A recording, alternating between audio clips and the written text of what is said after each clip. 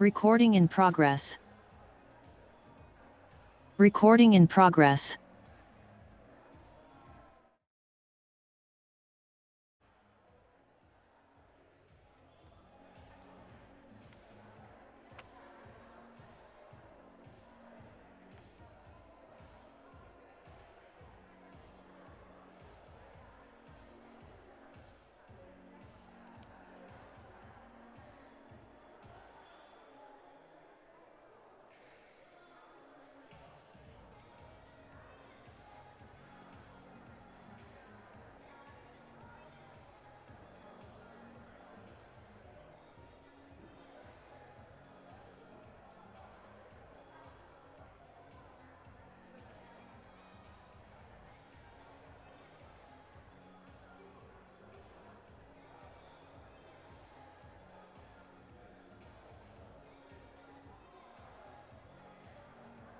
Windows Studio, the DS.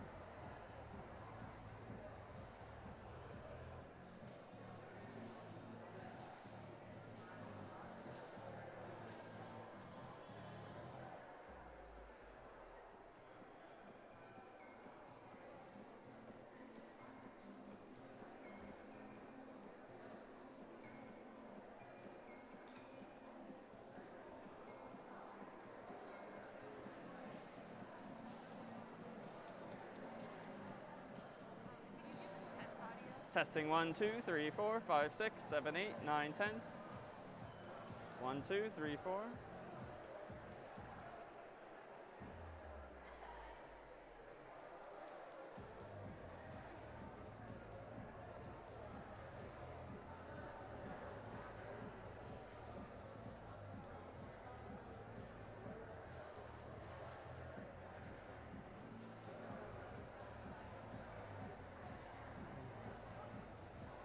Oh, thanks. He's going to cut the show today. Okay. Can you just talk to him so he can make sure that he can hear you? Sure. Hello, Andrew. Ian's telling me that he's on his way out here, but you are in charge. Testing 1, 2. Can Andrew hear me? Testing, Andrew? Yep, okay. All right, have a good day. Nervous laughter.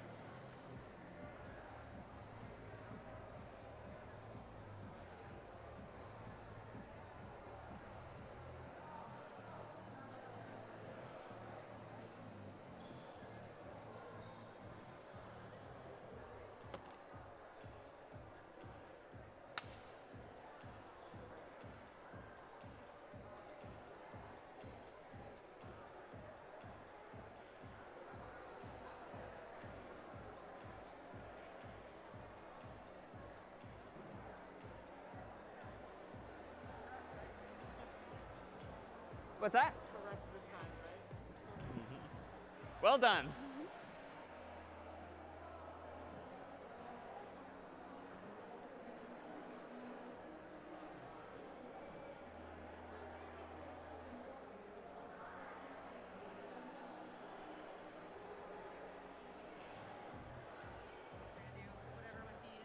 Sure.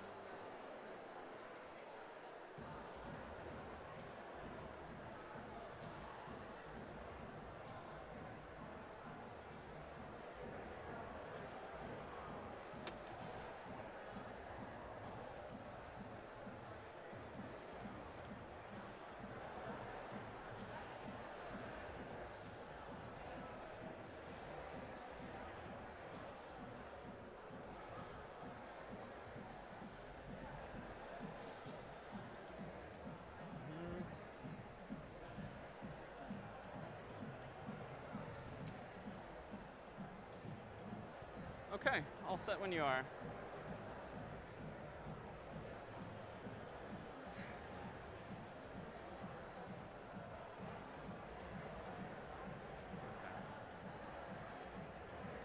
All set when you are.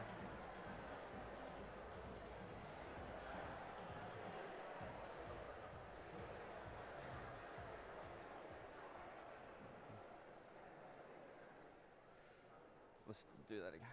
Do you want to go dark and bring him back up? The music was still on.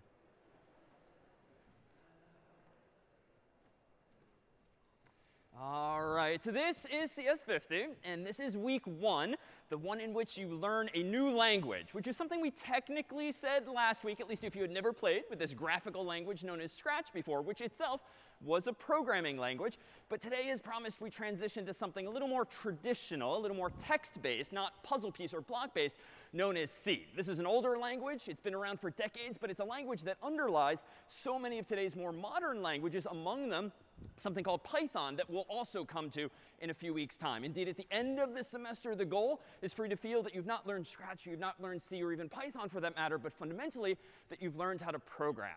Unfortunately, when you learn how to program with a more traditional language like this, there's just so much distraction. Last week, I described all of the syntax, all of the weird punctuation that you see in this, like the hash symbol, these angled brackets, parentheses, curly braces, \n, and more. Well, today, we're not going to reveal what all of those little particulars mean. But by next week, will this no longer look like the proverbial Greek to you, a language that presumably you've never actually seen or typed before?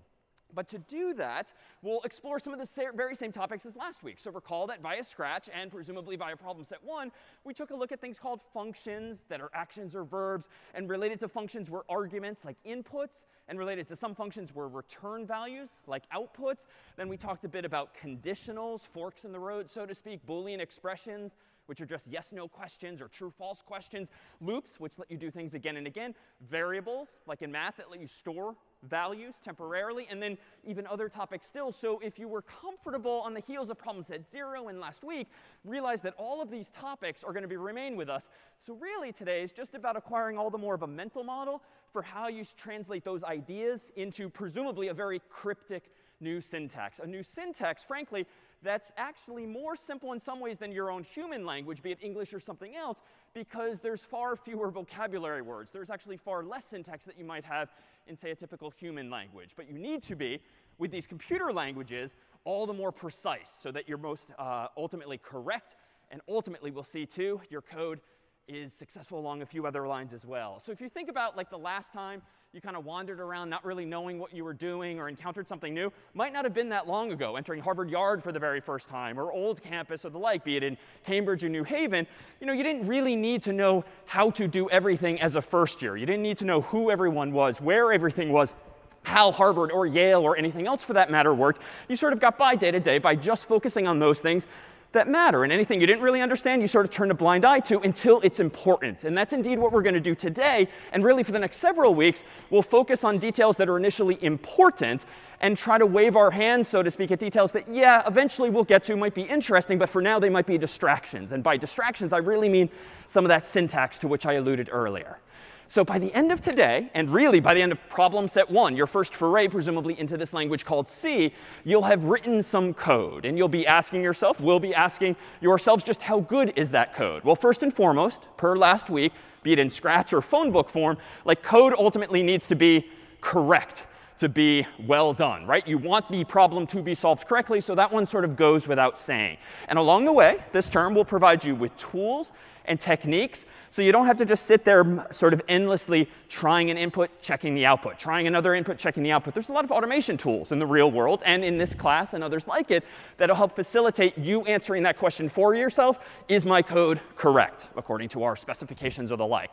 But then something that's going to take more time, and you're probably not going to feel 100% comfortable with the first week, the first weeks, is just how well designed your code is. It's one thing to sort of speak English or write English, but it's another thing, or any language for that matter, but it's another thing to speak it or write it well. And we spend all these years in middle school, high school, presumably, writing papers and other documents, getting grades and feedback on them as to how well formulated your arguments were, how well structured your paper was, and the like. And there's that same idea in programming. It doesn't matter necessarily that you've just solved a problem correctly. If your code is a complete visual mess, or if it's crazy long, it's going to be really hard for someone else to wrap their mind around what your code is doing, and indeed to be confident if it is correct. And honestly, you, the next morning, the next year, next time you look at that code, might have no idea what you yourself were even thinking. But you will if you focus, too, on designing good code, getting your algorithms efficient, getting your code nice and clean, and even making sure your code looks pretty, which would describe as a matter of style. So in the sort of written human world, having punctuation in the right place, capitalization and the like, the sort of way you write an essay, but not necessarily send a text message, relates to style, for instance. And so good style in code is going to have a few of these characteristics that are pretty easily taught and remembered, but you just have to start to get in the habit of writing code in a certain way. So these three axes, so to speak, correctness, design, and style, are really the overarching goals when writing code that ultimately is going to look like this. So this program, we conjectured last week, does what if you run it on a Mac or PC or somewhere else, presumably? What does it do? Yeah. It just prints hello world. And honestly, that's kind of atrocious that you need to hit your keyboard keys this many times with this cryptic syntax just to get a program to say hello world. So a spoiler, in a few weeks' time when we introduce other more modern languages like Python, you can distill this same logic into literally one line of code. And so we're getting there ultimately, but it's helpful to understand what it is that's going on here, because even though this is a pretty cryptic syntax, there's nothing after this week and really next week that you shouldn't be able to understand, even about something that right now looks a little something like this. So how do you write code? Well, I've given us sort of the answer to a problem. How do you print hello world on the screen? So what do I do with this code? Well, we're in the habit of typically writing things with like Microsoft Word or Google Documents. And yeah, I could open up Word or Google Docs or Pages or the like and just literally transcribe that character for character, save it, and boom, I've got a program. But the problem, per last week, is that computers only understand or speak what other language, so to speak? Yeah, so binary, zeros and ones. And so this obviously is not zeros and ones. So it doesn't matter if I put it in a Word doc, Google Doc, Pages file, or the like. The computer's not going to understand it until I somehow translate it to zeros and ones. And honestly, none of those tools that I rattled off are really appropriate for programming. Why? Well, they come with features like boldfacing and italics and sort of fluffy aesthetic stuff that has no functional impact on what you're trying to do with your code. And they don't have the ability, it would seem, to convert that code ultimately to zeros and ones. But tools that do have this capability might be called integrated development environments, or IDEs, or more simply, text editors. A text editor is a tool that a programmer uses perhaps every day to write their code. And it's a simple program. Here, for instance, a very popular one called Visual Studio Code, or VS Code. And at the top here, you see that I've actually created in advance, before class, a very simple empty file called hello.c. Why? Well, .c indicates by convention that this is going to be a file in which there is C code. It's not .docx, which would mean in this file is a Microsoft Word document, or .pages is a Pages file. This is .c, which means in this file is going to be text in the language called C. This number 1 here is just sort of an automatic line number that's going to help me keep track of how long or short this program is. And the cursor is just blinking there, waiting for me to start typing some code. Well, let me go ahead and type out exactly the same code. For me, it comes pretty comfortably from memory. So I'm going to go ahead and include something called standard io.h. More on that later. I'm going to sort of magically type int main void, whatever that means. We'll come back to that later.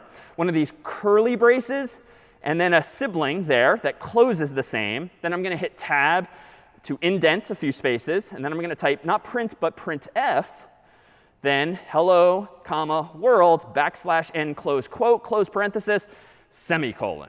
And I dare say this was essentially the very first program I wrote some 25 years ago. I wrote it to say, hi, CS50. Now it just says the more canonical, conventional hello world.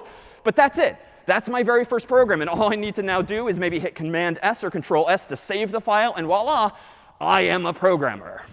The catch, though, is like, OK, how do I run this? Like on your Mac or PC, how do you run a program? Well, usually double-click an icon. On your phone, you tap an icon. In this environment that we're using and that many programmers, dare say most programmers use, you don't have immediately a nice, pretty icon to double-click on. That's very user-friendly, but it's not very necessary, especially when you get more comfortable with programming. You're going to want to type commands, because it's just faster than pointing and clicking a mouse. And you're going to want to automate things, which is a lot easier if it's all command or text-based as opposed to mouse and muscular movements. And so here, I have my program. It lives in this file called hello.c. I need to now convert it, though, to zeros and ones. Well, how do I go about doing this? And how am I going to get from those this so-called code, or source code, as it's conventionally called, to this, these zeros and ones that we'll now start calling machine code? The zeros and ones from last week can be used not only to represent numbers and letters, colors, audio, video, and more. It can also represent instructions to a computer, like print, or play a sound, or delete a file, or save a file. All the sort of basics of a computer somehow can be represented by other patterns of zeros and ones. And just like last week, it depends on the context in which these numbers are stored. Sometimes they're interpreted as numbers, like in a spreadsheet. Sometimes they're interpreted as colors. Sometimes they're interpreted as instructions, commands to your computer to do very low-level operations like print something on the screen. So fortunately, like last week's definition of like computer science, of problem solving, is a nice mental model for exactly the goal at hand. I have some input, aka source code.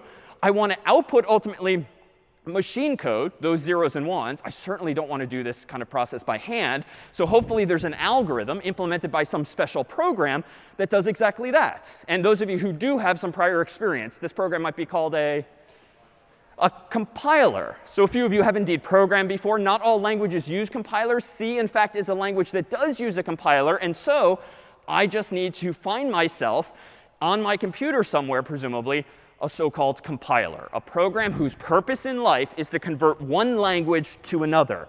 And source code, written textually in C, like we saw a moment ago, is source code.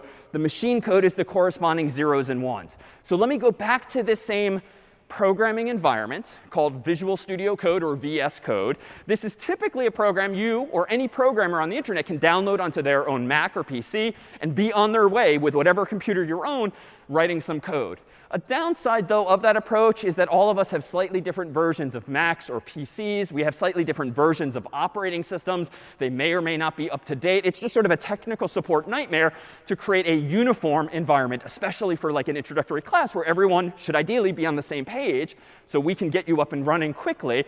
And so I'm actually using a cloud-based version of VS Code, something that you only need a browser to access, and then you can be on any computer today or tomorrow. By the end of the semester, we're going to get you out of the cloud, so to speak, as best we can, and get you onto your own Mac or PC so that after this class, especially if it's the only CS class you ever take, you feel like you can continue programming in any number of languages, even with CS50 behind you. But for now, wonderfully, the browser version of VS Code should pretty much be identical to what the eventual downloadable version of the same would be. And you'll see in problem set 1 how to access this and how to get going yourself with your first programs. But I haven't mentioned this bottom part of the screen, And this is an area where we have what's called a terminal window. So this is sort of old school technology that allows you, with a keyboard, to interact with a computer, wherever it may be, on your lap, in your pocket, or even, in this case, in the cloud. So on the top-hand portion of this screen is my text editor, like tabbed windows, like in many programs where I can just create files and write code. The bottom of the screen here, my so-called terminal window, gives me the ability to run commands on a server that currently I have exclusive access to. So because I logged into VS Code with my account online, I have my own sort of virtual server, if you will, in the cloud, otherwise known as, in this context, a container. This has its own operating system for me, its own hard drive, if you will, where I can save and create files of my own separate from yours and vice versa. And it's at this very simple prompt, which is conventionally, but not always, abbreviated by a $, has nothing to do with currency. It just means type your commands here. This is where I'm going to be able to type commands like compile my source code into machine code. So it's a command line interface, or CLI, on top of an operating system that you might not have ever used or seen, but it's very popular, called Linux. Odds are almost all of us in this room are using Mac OS or Windows right now. But we're all going to start using an operating system called Linux, which is in a family of operating systems that offer not only this command line interface, but are used not just for programming, but for serving websites and developing applications and the like.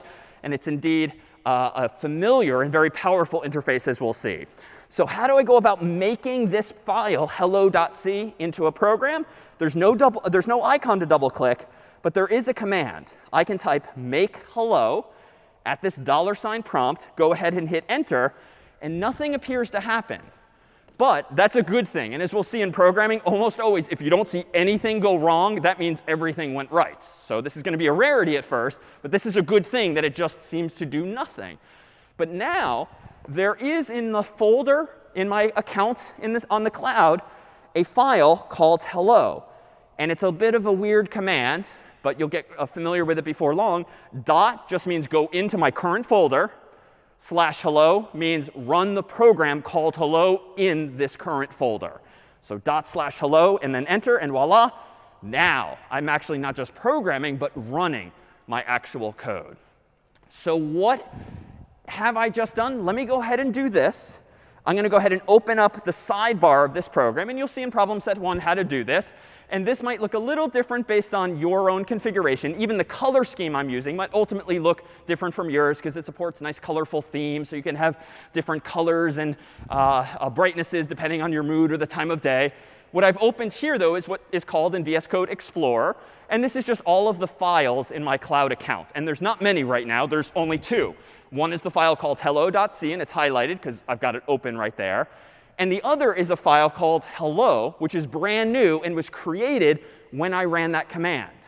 And what's now worth noting is that now things are getting a little more like Mac OS and Windows. Like on the left-hand side, you have a GUI, a graphical user interface. But on the bottom here, again, you have a CLI, command line interface. These are just different ways to interact with computers. And you'll get comfortable with both. And honestly, you're certainly familiar and comfortable with GUIs already.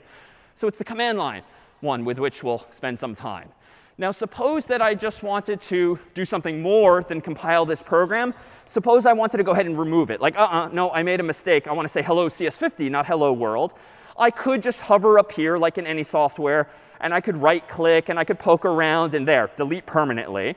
So most of us might have that instinct on a Mac or PC. You right click or control click and you poke around.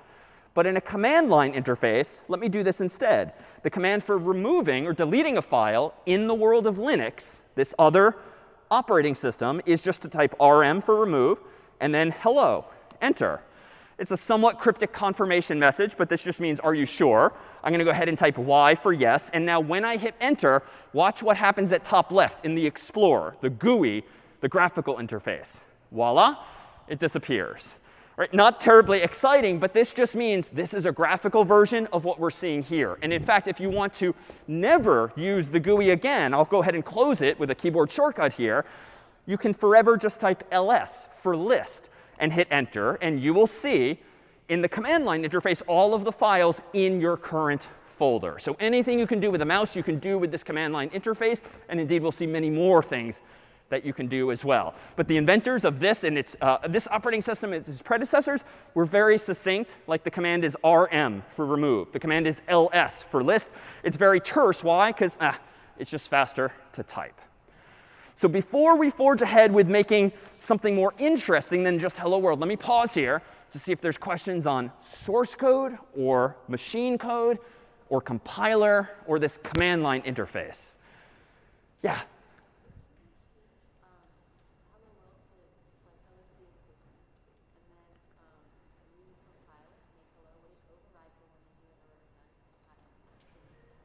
Really good question. And let me recap. If I were to make changes to the program, run it, and then maybe make other changes and try to rerun it, would those changes be reflected, even though I've reworded slightly? Well, let's do this. I already removed the old version. So let me go ahead and point out that if I do /hello now, I'm going to see some kind of error because I just deleted the file. No such file or directory. So it's not terribly user-friendly, but it's saying what the problem is. Let me go ahead and remake it by typing make hello. Now, if I type ls, I'll see not one but two files again. And one of them is even green with a little asterisk to indicate that it's executable. It's sort of the textual version of something you could double click in our human world. So now, of course, if I run hello, we're back where I started, hello world. But now suppose I change it to hello, comma, CS50 like I did years ago. Let me go ahead and save the file with Command S or Control S. Down here now, let me run /hello again, and voila. So let me ask someone else to answer that question. What's the missing step? Why did it not say hello CS50? Yeah.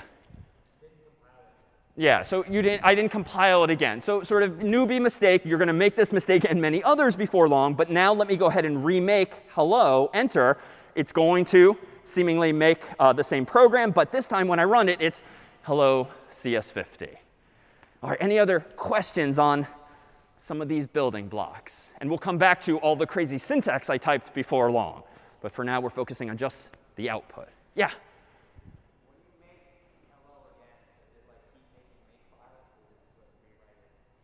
When I keep running make, it creates a new version of the machine code. So it keeps changing the hello program in the hello file, and that's it. There's no make file per se.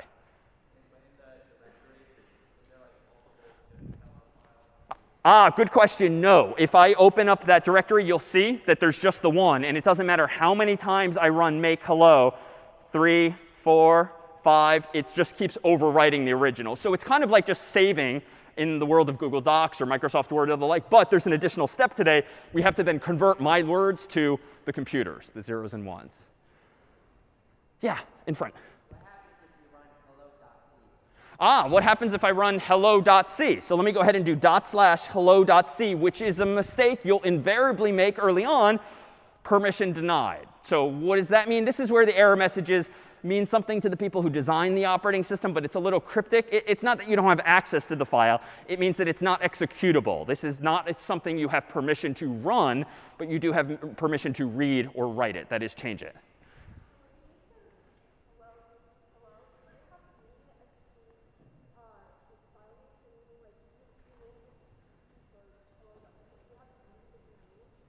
Really good question. So if I have named my file hello.c, or more generally something.c, one of the things that make does is it automatically picks the file name for me. And we'll discuss this a bit more next week. Make itself is kind of the first of white lies today. Itself is not a compiler. It's a program that knows how to find and use a compiler on the system and automatically create the program. If I use, as we'll discuss next week, the actual compiler myself, I have to type a much longer sequence of commands to specify explicitly what do I want the name of my program to be. Make is a nice program, especially in week 1, because it just automates all of that for us. And was there another question in back? No? All right, just holler if I missed any hands. And so here we have now a program that very simply prints something on the screen. So let's now put this into the context of where we left off last time, in the context of Scratch and inputs and outputs. So we discussed last time, of course, functions and arguments. Functions, again, are those actions and verbs like say or ask or the like. And the arguments were the inputs to those functions, generally in those little white ovals that in Scratch you could type words or numbers into. We'll see, and all of the languages we're going to see this term have that same capability. And let's just start to translate one of these things to another. So for instance, let's put this same program in C in the context of Scratch. This is what hello world looked like last week in the form of one function. This week, of course, it looks like print. And then the parentheses, notice, are kind of deliberately designed in the world of Scratch to resemble that same shape. Even though this is a white oval, you kind of get that it's kind of evoking that same idea with the parentheses. Technically, the function in C, it's not called say. It's not even called print. It's called printf. The F stands for formatted, but we'll see what that means in a moment. But printf is the closest analogous function for say in the world of C. Notice if, though, you want to print something like hello world or hello CS50 in C, you don't just write the words as we did last week. You also had to add what, if you notice already what's missing from this version? Yeah, so the double quotes on the left and the right. So that's necessary in C whenever you have a string of words. And I'm using that word deliberately. Whenever you have multiple words like this is known as a string, as we'll see. And you have to put it in double quotes. Not single quotes, you have to put it in double quotes. There's one other stupid thing that we need to have in my C code in order to get this function to do something ultimately, which is what? Semicolon. So just like in our human world, you eventually got into the habit of using, at least in formal writing, periods. Semicolon is generally what you use to finish your thought in the world of programming with C. All right, so we have that function in place. Now, what does this really fit into in terms of the mental model? Well, functions take arguments, and it turns out functions can have different types of outputs. And we've actually seen both already last week. One type of output from a function can be something called a side effect. And it generally refers to something visual, like something appearing on the screen or a sound playing from your computer. It's sort of a side effect of the function doing its thing. And indeed, last week we saw this in the context of passing in something like hello world as input to the say function. And we saw on the screen hello world. But it was kind of a one-off. It's one and done. You can't actually do anything with that visual output other than consume it visually with your human eyes. But sometimes, recall last week, we had functions like the ask block that actually returned me some value. Remember the ask, what's your name? It handed me back whatever answer the human typed in. It didn't just arbitrarily display it on the screen. The cat didn't necessarily say it on the screen. It was stored instead in that special variable that was called answer, because some functions have not side effects but return values. They hand you back an output that you can use and reuse, unlike the side effect, which again displays and that's it. You can't sort of catch it and hold on to it. So in the context of last week, we had the ask block, and that had this special answer return value. In C, we're going to see in just a moment, we could translate this as follows. The closest match I can propose for the ask block is a function that we're going to start calling getString. String is, again, a word, a set of words, like a phrase or a sentence in programming. It, too, is a function insofar as it takes input. And pretty much, this isn't always true, but very often when you have a word in C followed by an open parenthesis and a closed parenthesis, it's most likely the name of a function. And we're going to see that there's some exceptions to that. But for now, this indeed looks like a function because it matches that pattern. If I want to ask the question, what's your name? Question mark. And I'm even going to deliberately put a space there just to kind of move the cursor a little bit over so that the human isn't typing literally after the question mark. So that's just a nitpicky aesthetic. This is perhaps the closest analog to just asking that question. But because the ask block returns a value, the analog here for getString is that it too returns a value. It doesn't just print the human's input. It hands it back to you in the form of a variable, aka a return value, that I can then use and reuse. Now, ideally, it would be as simple as this, literally saying answer on the left equals. And this is where things start to diverge from math and sort of our human world. This equal sign, henceforth, is not the equal sign. It is the assignment operator. To assign a value means to store a value in some variable. And you read these things, weirdly, right to left. So here is a function called getString. I claim that it's going to return to you whatever the human types in as their name. It's going to get stored over here on the left because of this so-called assignment operator. That, yes, is an equal sign, but it doesn't mean equality in this context. It makes things equal, but it does so by copying the value on the right into the thing on the left. Unfortunately, we're not quite done yet with C. And this is where, again, it gets a little annoying at first, where Scratch just let us express our ideas without so much syntax. In C, when you have a variable, you don't just give it a name like you did in Scratch. You also have to tell the computer in advance what type of value it is storing. String is one such type of value. Int for integer is going to be another. And there's even more than that that we'll see today and beyond. And this is partly an answer to the question that came up one or more times last week, which was, how does a computer distinguish this pattern of zeros and ones from this? Like, is this a letter, a number, a color, a piece of video? And I just claimed last week that it totally depends on the program. It depends on the context. And that's true. But within those programs, it often depends on what the human programmer said the type of the value is. This specifies it's a string, which means interpret the following zeros and ones that are stored in my program as words or letters more generally. If it said int for integer, it would be implying by the programmer, treat the following zeros and ones in my program as a number, an integer, not a string. So here's where this week, unlike with Scratch, which just kind of figures out what you mean, with C in a lot of languages, you have to be this pedantic and tell it what you mean. There's still one stupid thing missing from my code here. What's still missing here? Yeah? And we still need the stupid semicolon. And I'm sort of impugning it here because, honestly, these are the kinds of stupid mistakes you're going to make today, tomorrow, this weekend, next week, a few weeks from now, until you start to notice this and recognize it as well as you do English or whatever your spoken language is. Yeah, question. Oh, you just wanted to, yours was the semicolon? Yeah, here. What if you put string, Mm-hmm. integers, or if you were to put integer, if you were to input? Good question. Suppose I mix apples and oranges, so to speak, and I try to put a string in an int or an int in a string. The compiler is going to complain. So when I run that make command, as I did earlier, it's not going to be nice and blissfully quiet and just give me another prompt. It's going to yell at me with, honestly, a very cryptic-looking error message until we get the muscle memory for reading it. Other questions? What happened to the \n? So we'll come back to that in just a moment, if we may, because I have deliberately omitted it here, but we did have it earlier, and we'll see the different behavior in a sec. Other questions?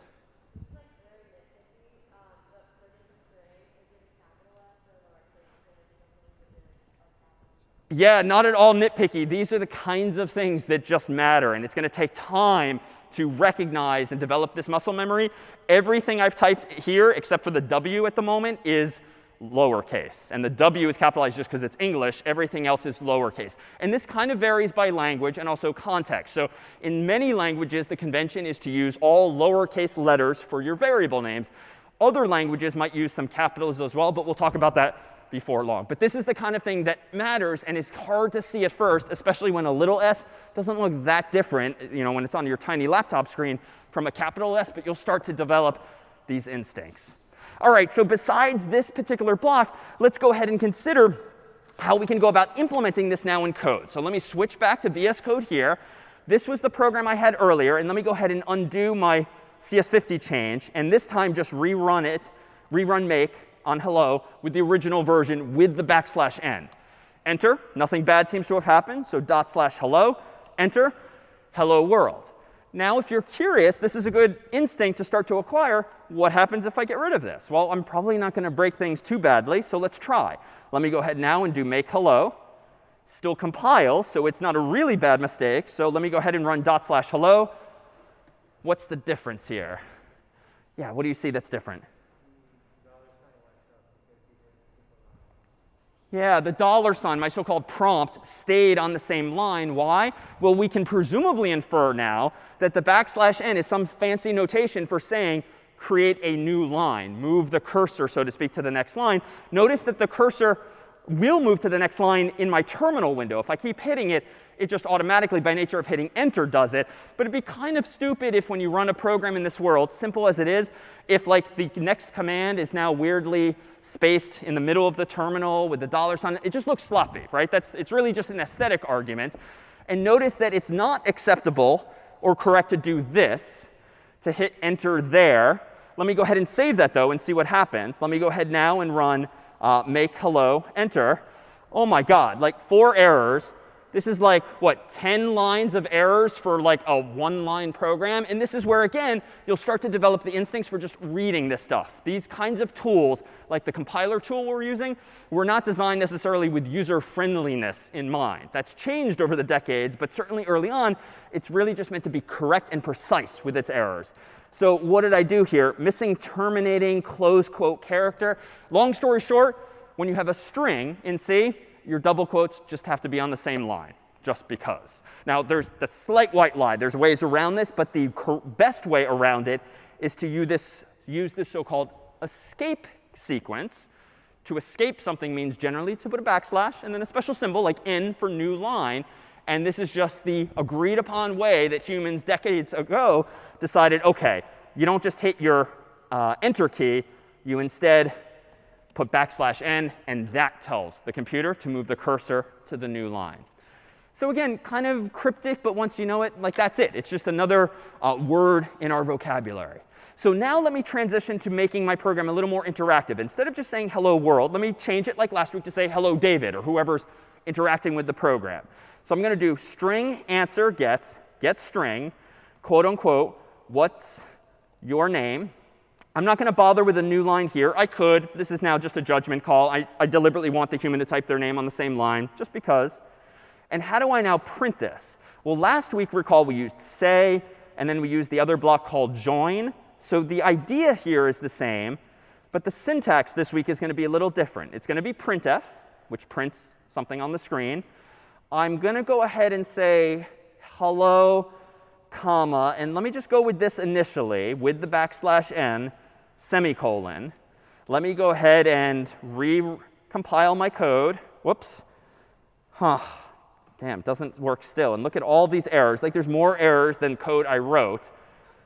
But what's going on here? Well, this is actually a mistake you'll see somewhat often, at least initially. And let's start to glean what's going on here. So here, if I look at the very first line of output after the $, so even though it jumped down the screen pretty fast, I wrote make hello at the $, prompt. And then here's the first error. On hello.c, line 5, technically character 5, but generally line is enough to get you going. There's an error. Use of undeclared identifier string. Did you mean standard in? So I didn't. And this is not an obvious solution at first, but you'll start to recognize these patterns in error messages. It turns out that if I want to use string, I actually have to do this. I have to include another library up here, another line of code rather, called CS50.h. We'll come back to what this means in just a moment. But if I now retroactively say, all right, what does standard IO do for us up here? Before I added that new line, what is standard IO doing? Well, if you think back to Scratch, there were a few examples with like the camera and with the the text to voice. Remember, I had to poke around in like the extensions button, and then I had to load it into Scratch. It didn't come natively with Scratch. C is quite like that. Some functions come with the language, but for the most part, if you want to use a function, an action or a verb like printf, you have to load that extension, so to speak, that more traditionally is called a library. So there is a standard IO library, stdio, standard IO, where IO just means input and output, which means, just like in MIT's world, there was an extension for doing text to voice or for using your camera. In C, there's an extension, aka a library, for doing standard input and output. And so if you want to use any functions related to standard input and output, like text from a keyboard, you have to include standardIO.h. And then can you use printf. Same goes here. GetString, it turns out, is a function that CS50 wrote some time ago. And as we'll see over the coming weeks, it just makes it way easier to get input from a user. C is very good with printf at printing output on the screen. C makes it really annoying and hard, as we'll see in a few weeks, to just get input from the user. So we wrote a function called getString. But the only way you can use that is to load the extension, aka load the library called CS50. And we'll come back in time, like why is it .h, why is it a hash symbol? But for now, standard IO is a library that gives you access to printf and input and output related stuff. CS50 is a second library that provides you with access to functions that don't come with C that include something like getString. So with that said, we've now kind of teased apart at a high level what lines 2 and now 1 are doing. Let me go ahead and rerun make hello. Now it worked. So all those crazy error messages were resolved by just one fix. So key takeaway is not to get overwhelmed by the sheer number of errors. Let me now do /hello. And if I type in my name, what am I going to see? What do you think? Yeah, hello answer, because the computer is going to take me literally. And it turns out that if you just write hello, comma, answer all in the double quotes, you're really just passing English as the input to the printf function. You're not actually passing in the variable. And unfortunately in C, it's not quite as easy to plug things in to other things that you've typed. Remember in Scratch, there was not just the say block, but the join block, which was kind of pretty. It does, you can combine apples and oranges, or what was it, apple and banana. Then we changed it to hello, and then the answer that the human typed in. In C, the syntax is going to be a little different. You tell the computer inside of your double quotes that you want to have a placeholder there, a so-called format code. %s means, hey, computer, put a string here eventually. Then, outside of your quotes, you just add a comma, and then you type in whatever variable you want the computer to plug in at that %s location for you. So %s is a format code, which serves as a placeholder. And now the printf function was designed by humans years ago to figure out how to do the apple and banana thing of joining two words together. It's not nearly as user-friendly as it is in Scratch, but it's a very common paradigm. So let me try and rerun this now. Make hello. No errors. That's good. /hello. What's my name? David. If I type enter now it's hello, David. And the printf, here's the f in printf. It formats its input for you by using these placeholders for things like strings, represented again by %s. So a quick question then. If I focus here on line 7 for just a moment and even zoom in here, how many inputs is printf taking as a function? A moment ago, I'd admit that it was taking one input, hello world, quote unquote. How many inputs might you infer printf is taking now? 2. And it's implied by this comma here, which is separating the first one, quote unquote, hello, %s, from the second one, answer. And then just as a quick safety check here, why is it not 3? Because there's obviously 2 commas here. Why is it not actually 3 arguments or inputs? Exactly. The comma to the left is actually part of my English grammar. That's all. So same syntax. And again, here's where, again, programming can just be confusing early on because we're using the same special punctuation to mean different things. It just depends on the context. And so now is actually a good time to point out all of the somewhat pretty colors that have been popping up on the screen here. Even though I wasn't going to like a format menu, I wasn't bold-facing things, I certainly wasn't changing things to red or blue or whatnot. That's because a text editor like VS Code syntax highlights for you. This is a feature of so many different programming environments nowadays. VS Code does it as well. If your text editor understands the language that you're programming in, C in this case, it highlights in different colors the different types of ideas in your code. So for instance, string and answer here are in black, but Getstring, a function, is in this sort of nasty brown yellow here right now. But that's just how it displays on the screen. The string, though, here in red is kind of jumping out at me, and that's marginally useful. The %s is in blue. That's kind of nice because it's jumping out at me. And so it's just using different colors to make different things on the screen pop so you can focus on how these ideas interrelate. And honestly, when you might make a mistake. For instance, let me accidentally leave off this quote here. And now all of a sudden, everything, notice, if I delete the quote, the colors start to get a little awry. But if I go back there and put it back, now everything's back in place. What's another feature of this text editor? Notice when my cursor is next to this parenthesis, which demarcates the end of the inputs to the function, notice that highlighted in green here is the opening parenthesis. Why? It's just a visually useful thing, especially when you start writing more and more code, just to make sure your parentheses are lining up. And that's true for these curly braces over here on the left and the right. We'll come back to those in a moment. If I put my cursor there, you can see that these things correspond to one another. So it's nothing in your code fundamentally. It's just the editor trying to help you, the human, program. And you can even see it, though it's a little subtle. See these 4 dots here and these 4 dots here? That's my indentation. I'm configured VS Code to indent by 4 spaces, which is a very common convention. Anytime I hit the tab key, this too can help you make sure, once we have more interesting and longer programs, that everything lines up nice and neatly. Whew. All right, any questions then on printf or more? Yeah?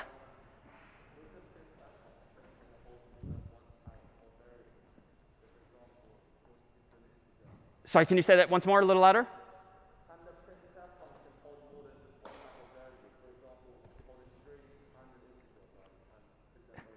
Short answer, yes. Printf can handle more than one type of variable or value. %s is one. We're going to see %i is another for plugging in an integer. You can have multiple i's, multiple s's, and even other symbols too. We'll come back to that in just a little bit. Printf can take many more arguments than just these 2. This is just meant to be representative. Yeah, over here.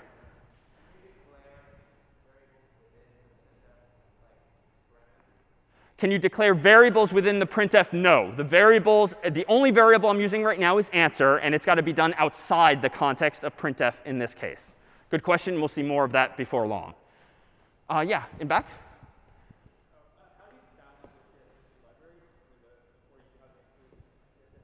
How do we download the CS50 library? So we will show you in problem set 1 exactly how to do that. It's automatically done for you in our version of VS Code in the cloud. If ultimately you program on your own Mac or PC, either initially or later on, it's also installable online. But if you want to ask that via online or afterward, we can point you in the right direction. But pset 1 will itself. Yeah?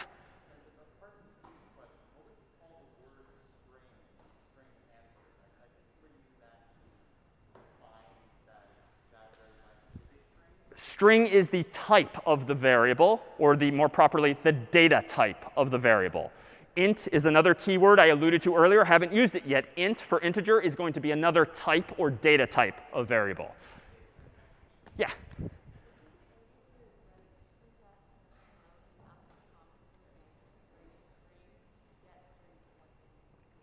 Good question. Could I go ahead and just plug in this function, kind of like we did in Scratch, getting rid of the variable altogether, and just do this, which recall is reminiscent of what I did in Scratch by plopping block on top of block on block? Am I answering that right? Sorry, louder.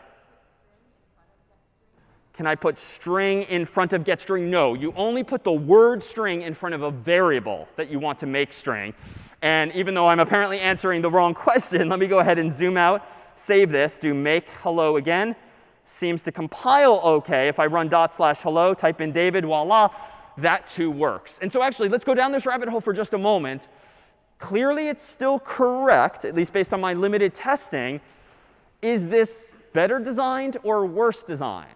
Let's open that question like we did last week, yeah?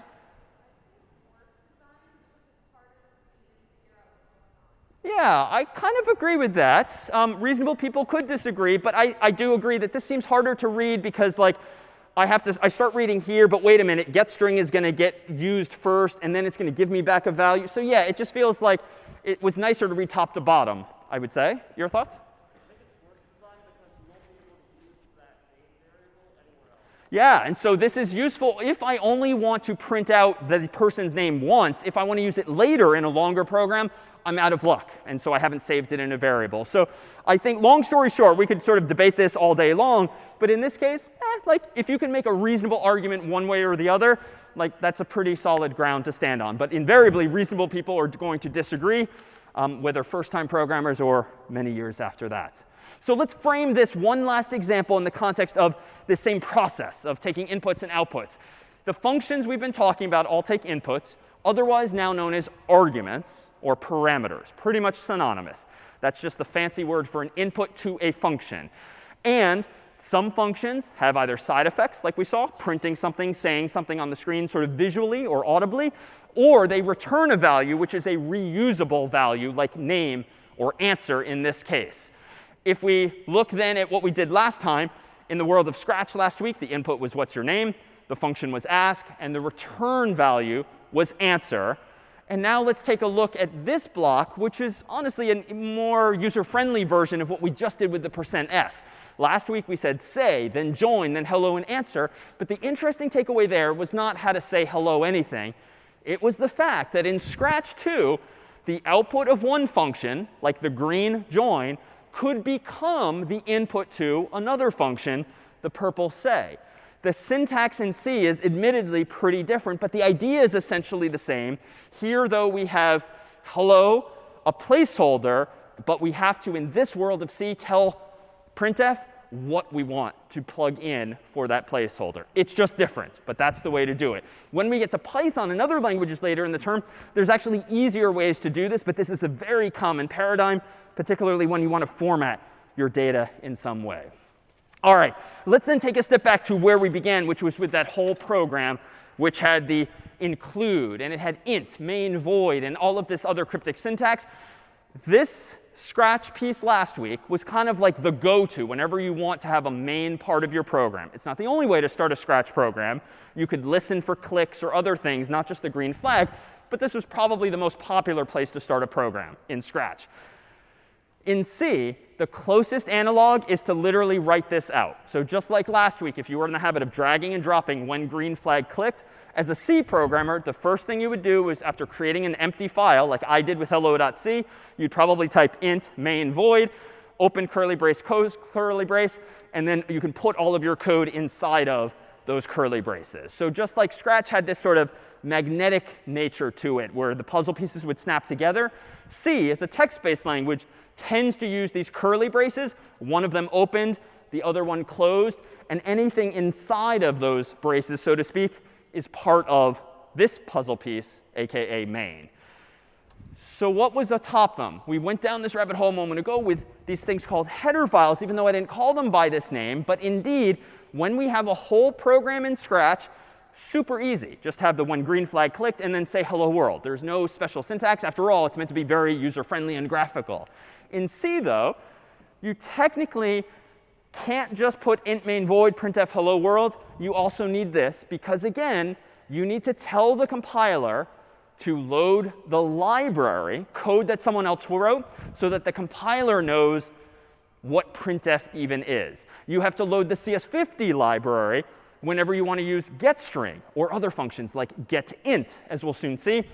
Otherwise, the compiler won't know what Getstring is. You just have to do it this way. The specific file name I'm mentioning here, standardIO.h, CS50.h, is what C programmers call a header file. We'll see eventually what's inside of those files. But long story short, it's like a menu of all of the available functions. So in CS50.h, there's a menu mentioning getString, getInt, and a bunch of other stuff.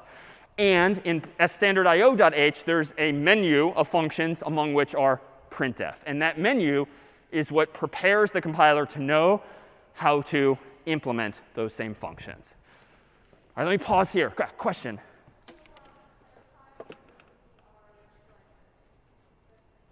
Can you say that a little louder?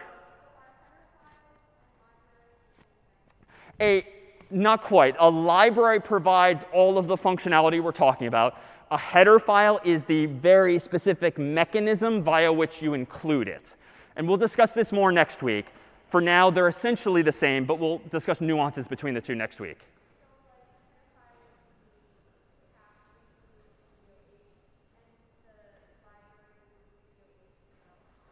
Yeah, the library would be standard IO. The library would be CS50. The corresponding header file is standardIO.h, CS50.h. Indeed. Other questions? Yeah.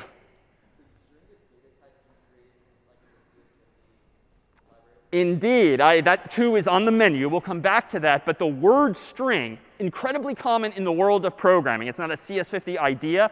But in C, there's technically no such data type as string by default. We have sort of conjured it up to simplify the first few weeks. That's a training wheel that we'll very deliberately in a few weeks take away. And we'll see why we've been using getString and string, because C otherwise makes things quite more challenging early on, which then gets besides the point for us. Yeah?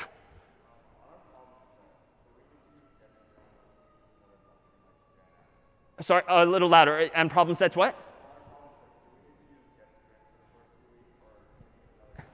Yes, early on, you will have to use whatever's prescribed by the specification. That will include CS50's functions. Long story short, you referred, I think, a moment ago to another function called Scanf. We won't talk about for a few weeks. Long story short, in C, it's pretty easy and possible to get input from a user. The catch is that it's really easy to do it dangerously. And C, because it's an older, lower level language, so to speak, that gives you pretty much all ultimate control over your computer's hardware, it's very easy to make mistakes.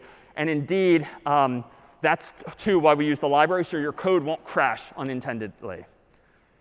All right, so with this in mind, we have this now mapping between the Scratch version and the other. Let me just give you a quick tour of some of the other placeholders and data types that we'll soon start seeing as we assemble more interesting programs. In the world of Linux, here is a non-exhaustive list of commands with which you'll get familiar over the next few weeks by playing with problem sets. We've only seen 2 of these so far, ls for list, rm for others. But I mention them now just so that it doesn't feel too foreign when you see them on screen or online in a problem set. CP is going to stand for copy. Make dir is going to stand for make directory. MV is going to stand for move or rename. RMdir is going to be remove directory. And CD is going to be for change directory. And let me show you this last one here first, only because it's something you'll use so commonly. If I go back to my code here on the screen, I'm going to go ahead and reopen the little GUI on the left-hand side, the so-called Explorer, revealing that I've got two files, hello and hello.c. So nothing has changed since there. Suppose now that it's a few weeks into class and I want to start organizing the code I'm writing so that I have a folder for this week or next week, or maybe a folder for problem set 1, problem set 2. I can do this in a few ways. In the GUI, I can go up here and do what most of you would do instinctively on a Mac or PC. You look for like a folder icon, you click it, and then you name a folder like pset1, enter. Voila, you've got a folder called pset1. I can confirm as much with my command line interface by typing what command? How can I list what's in my folder? Yeah, so ls for list. And now I see hello, and it's green with an asterisk because that's my executable, my runnable program. Hello.c, which is my source code. And now pset1 with a slash at the end, which just implies that it's indeed a folder. All right, I didn't really want to do it that way. I'd like to do it more advanced. So let me go ahead and right-click on pset1. Delete permanently. I get a scary irreversible error message, but there's nothing in it, so that's fine. Now I've deleted it using the GUI. But now let me go ahead and start doing the same thing from the command line. And if you're wondering how things keep disappearing, if you hit Control L in your terminal window or explicitly type clear, it will delete everything you previously typed just to kind of clean things up. In practice, you don't need to be doing this often. I'm doing it just to keep our focus on my latest commands. If I do, what was the command to make a new directory? Yeah, so make dir, make directory. Let me create pset1, enter. And notice at left, there's my pset1. If I want to get a little overzealous, plan for next week, here's my pset2 directory. Suppose now I want to open those folders, one on Mac or PC or in this GUI. I could double click on it like this, and you'd see this little arrow is moving. It's not doing anything because there's nothing in there, but that's fine. But suppose, again, I want to get more comfortable with my command line. Notice if I type ls now, I see all four same things. Let me change directories with cd space pset1, enter. And now notice two things will have happened. One, my prompt has changed slightly to remind me where I am, just to keep me sane so that I don't forget what folder I'm actually in. So here is just a visual reminder of what folder I'm currently in. If I type ls now, what should I see after hitting enter? Nothing, because I've only created empty folders so far, and indeed, I see nothing. If I wanted to create a folder called Mario for a program that might be called Mario this week, I can do that. Now if I type ls, there's Mario. Now if I do cd Mario, notice my prompt's going to change to be a little more precise. Now I'm in pset1/Mario. And notice what's happening at top left. Nothing now because these folders are collapsed. But if I click the little triangle, there I see Mario. Nothing's going on in there because there's no files yet. But suppose now I want to create a file called mario.c. I could go up here. I could click the little plus icon and use the GUI. Or I can just type code mario.c. Voila. That creates a new tab for me. I'm not going to write any code in here yet, but I am going to save the file. And now at top left, you'll see that mario.c appears. So at some point, you can eventually just close the Explorer, because again, it's not providing you with any new information. It's maybe more user-friendly, but there's nothing you can't do at the command line that you could do at the GUI. All right, but now I'm kind of stuck. How do I get out of this folder? In my Mac or PC world, I'd probably click the back button or something like that, or just close it and start all over. In the terminal window, I can do cd ... is a nickname, if you will, for the parent directory. That is the previous directory. So if I hit enter now, notice I'm going to close the Mario folder, aka directory, and now I'm back in pset1. Or if I want to be fancy, let me go back into Mario temporarily. If I type ls, there's mario.c, just to orient us. If I want to do multiple things at a time, I could do cd / which goes to my parent to my grandparent, all in one breath. And voila, now I'm back in my default folder, if you will. And one last little trick of the trade, if I'm in pset1/Mario, like I was a moment ago, and you're just tired of all the navigation, if you just type cd and hit enter, it'll whisk you away back to your default folder. And you don't have to worry about getting there manually. Recall a bit ago, though, that I was running hello as this, /hello. If dot dot refers to my parent, perhaps infer here syntactically, what does a single dot mean instead? It means this directory, your current directory. Why is that necessary? It just makes super explicit to the computer that I want the program called hello that's installed here, not in some random other folder on my hard drive, so to speak. I want the one that's right here instead. All right, so besides these commands, there's going to be others that we encounter over time.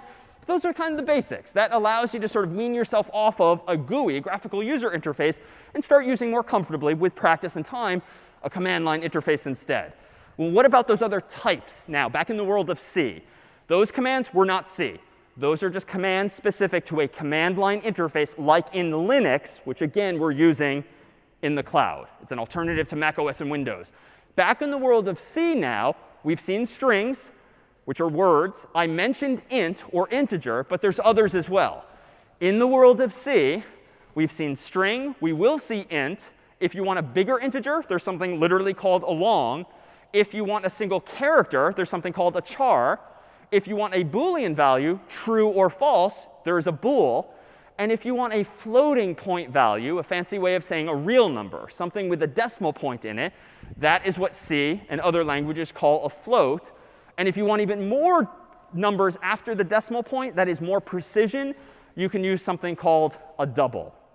That is to say, here's again an example in programming where it's up to you now to provide the computer with hints, essentially, that it will rely on to know that what is this pattern of zeros and ones? Is it a number, a letter? Is it a sound, an image, a color, or the like? These are the types of data types that provide exactly those hints. What are the functions that come in the menu that is the CS50 library? We talked about standard I/O, and that's just one function so far, printf. In the CS50 library, you can see that it follows a pattern. The CS50 library exists largely for the first few weeks of the class to make our lives easier when you just want to get user input. So if you want to get a string, like a word or words from the human, you use getString. If you want to get an integer from the user, you're going to use getInt. When you want to get any of those other data types, for the most part, you use get underscore something else. And they're indeed all lowercase by convention. What about printf? If we have the ability now to store different types of data, and we have functions with which to get different types of data, how might you go about printing different types of data? Well, we've seen %s for string, %i for integer, %c for char, %f for a float or a double, those real numbers I described earlier, and then %li for a long integer. So here's the first example of like inconsistencies. In an ideal world, it would just be %l, and we'd move on. It's %li instead in this case. That's printf and some of its format codes. What more might we do? Well, in C, as we'll see, no pun intended, there's a whole bunch of operators. And indeed, computers, one of the first things they did was a lot of math and calculation. So there's a lot of operators like these. Computers, and in turn C, really good at addition, subtraction, multiplication, division, and even the % sign, which is the remainder operator. There's a special symbol in C and other languages just for getting the remainder when you divide one number by another. There are other features in the world of C, like variables, as we've seen. And there's also what is sort of playfully called syntactic sugar that makes it easier over time to write fewer characters but express your thoughts the same. So just as a single example of this, consider this use of a variable last week. Here in Scratch is how you might set a variable called counter to 0. In C, it's going to be similar. If you want the variable to be called counter, you literally write the word counter, or whatever you want it to be called. You then use the assignment operator, aka equal sign, and you assign it whatever its initial value should be here on the right. So again, the 0 is going to get copied from right to left into the variable because of that single equal sign. But this isn't sufficient in C. What else is missing on the right-hand side instinctively now, even if you've never programmed in this before? Yeah, in front. A semicolon at the end, and one other thing I think is probably missing. Again? A data type. So what would you, if we can keep going back and forth here, what data type seems appropriate intuitively for a counter? Int for integer. So indeed, we need to tell the computer when creating a variable what type of data we want, and we need to finish our thought with the semicolon. So there might be a counterpart there. What about in Scratch if we wanted to increment that counter variable? We had this very user-friendly puzzle piece last time that was change counter by 1 or add 1 to counter. In C, here's where things get a little more interesting and pretty commonly done. You might do this. Counter equals counter plus 1 with a semicolon. And this is where, again, it's important to note the equal sign, it's not equality. Otherwise, this makes no sense. Counter cannot equal counter plus 1, right? Like, that just doesn't work if we're talking about integers here. That's because the equal sign is assignment. So it can certainly be the case that you calculate counter plus 1, whatever that is. Then you update the value of counter from right to left to be that new value.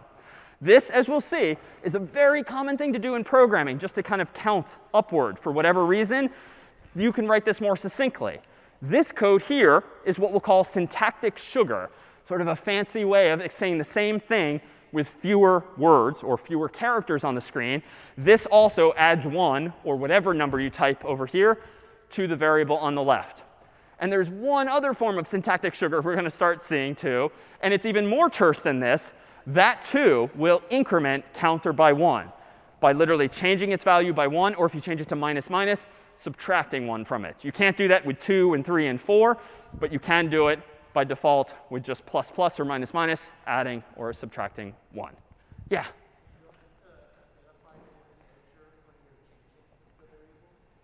So when you are changing a variable that already has been created, as we did with the code that looked like this, you no longer need to remind the computer what the data type is. Thankfully, the computer's at least as smart as that. It will remember the type of the data that you intended. Other questions or comments on this? No? All right, that's quite a lot. Why don't we go ahead and here take a 10-minute break, and we'll be back. We'll start writing some code.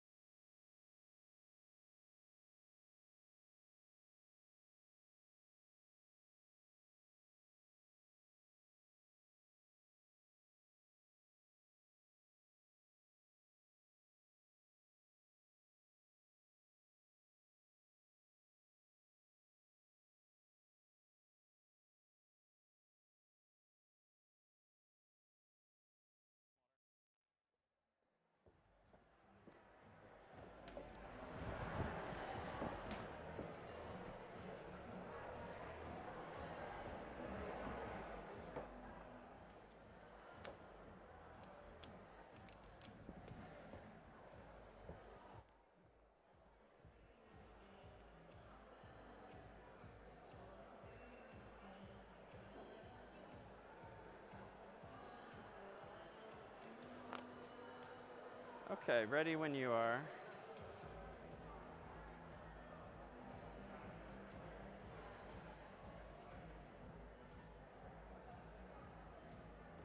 OK, ready here.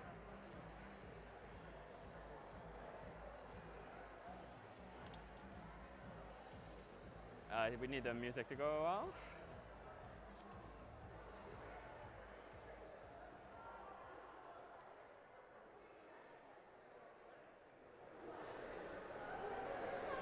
All right. So we are back. We've just looked at some of the basics of compiling, even if it doesn't quite feel that basic. But now let's actually start focusing really on writing more and more code, more and more interesting code, kind of like we dove into Scratch last week. So here I have VS Code open. I've closed the GUI. I'm going to focus more on my terminal window and my code editors.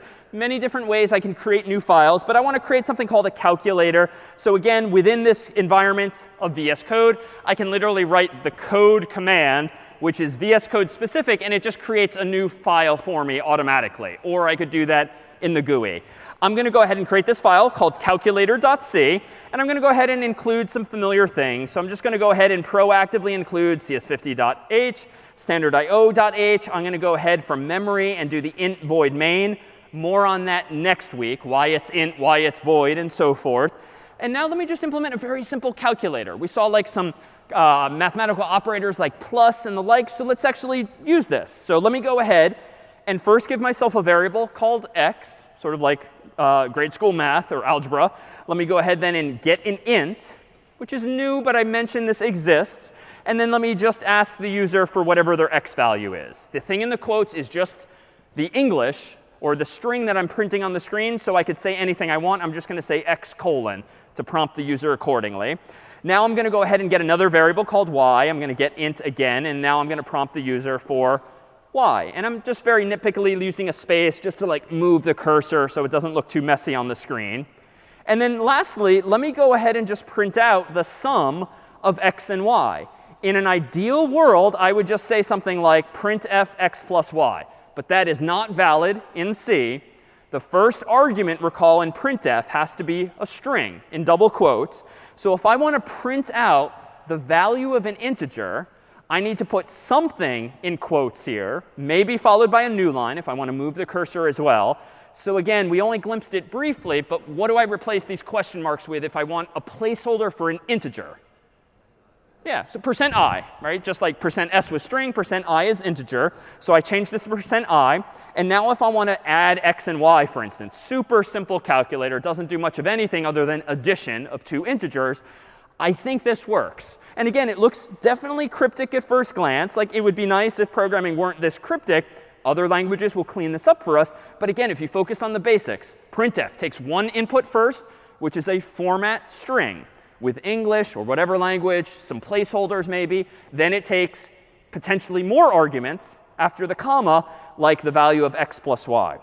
All right, let me go ahead now and make calculator, which again compiles my source code in C, pictured above, and converts it into corresponding machine code or zeros and ones. No error messages, so that's already good. Now I do /calculator.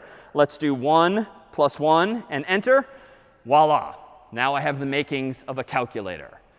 Now let's start to tinker with this a little bit. What if I instead had done this? Int z gets x plus y, and then plug in z here.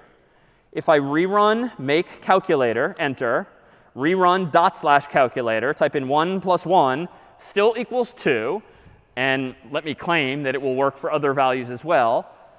Which of these versions is better designed? If both seem to be correct at very cursory glance, is this version better, or is the previous one without the z? OK, so this one's arguably better because I've now got a reusable variable called z that I can not only print, but heck, if my program's longer, I can use it elsewhere. Counter thoughts? Oh, sorry, a little louder. Yeah, debatable like before because it depends on my intent. And honestly, I think a pretty good argument can be made for the first version because if I have no intention of, as you note, using that that variable again, you know what? Maybe I might as well do this just because it's one less thing to think about. It's one less distraction. It's one less line of code to have to understand. It's just a little tighter. So here again, I think it does depend on your intention, but this feels pretty reasonable. And I think, as someone noted earlier, when I did the same thing with Getstring, that, yeah, maybe kind of crossed a line because Getstring and the what's your name inside of it was just so much longer. But x plus y, it's not that hard to wrap our mind around what's going on inside of the printf argument. So again, these are the kinds of thoughts that hopefully you'll acquire the instinct for, not necessarily reaching the same answer as someone else. But again, the thought process is what matters here. All right, so how might I enhance this program a little bit? Let's just talk about style for just a moment. So x and y, at least in this case, are pretty reasonable variable names. Why? Because like that's the go-to variable names in math when you're adding two things together. So x and y seem pretty reasonable. I could have done something like, well, maybe my first variable should be called first number, and my next variable should be called second number. And then down here, I would have to change this to first number plus second number. Like this isn't really adding anything semantically to help my comprehension, but that would be one other direction we could have taken things. So if you have very simple ideas that are conventionally expressed with common variable names like x and y, totally fine here.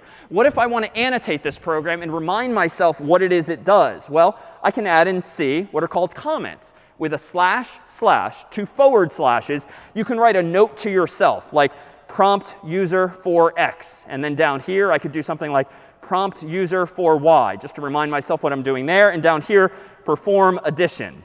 Now, in this case, not sure these comments are really adding all that much, because in the time it took me to write and eventually read these comments, I could have just read the 3 lines of code.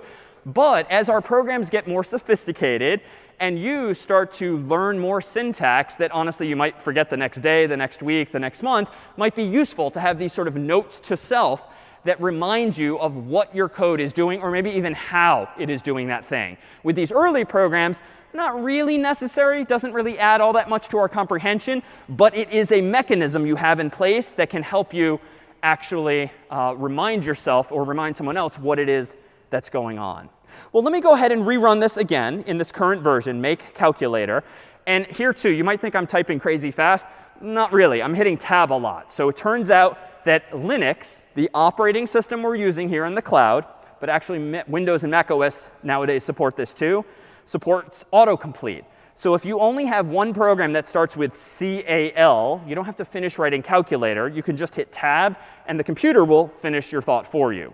The other thing you can do is if you hit up and keep going up, you'll scroll through your entire history of commands. So there, too, I've been saving some keystrokes by hitting up quickly rather than retyping the same darn thing again and again. So again, just another little convenience to make programming and interacting with the command line interface even faster.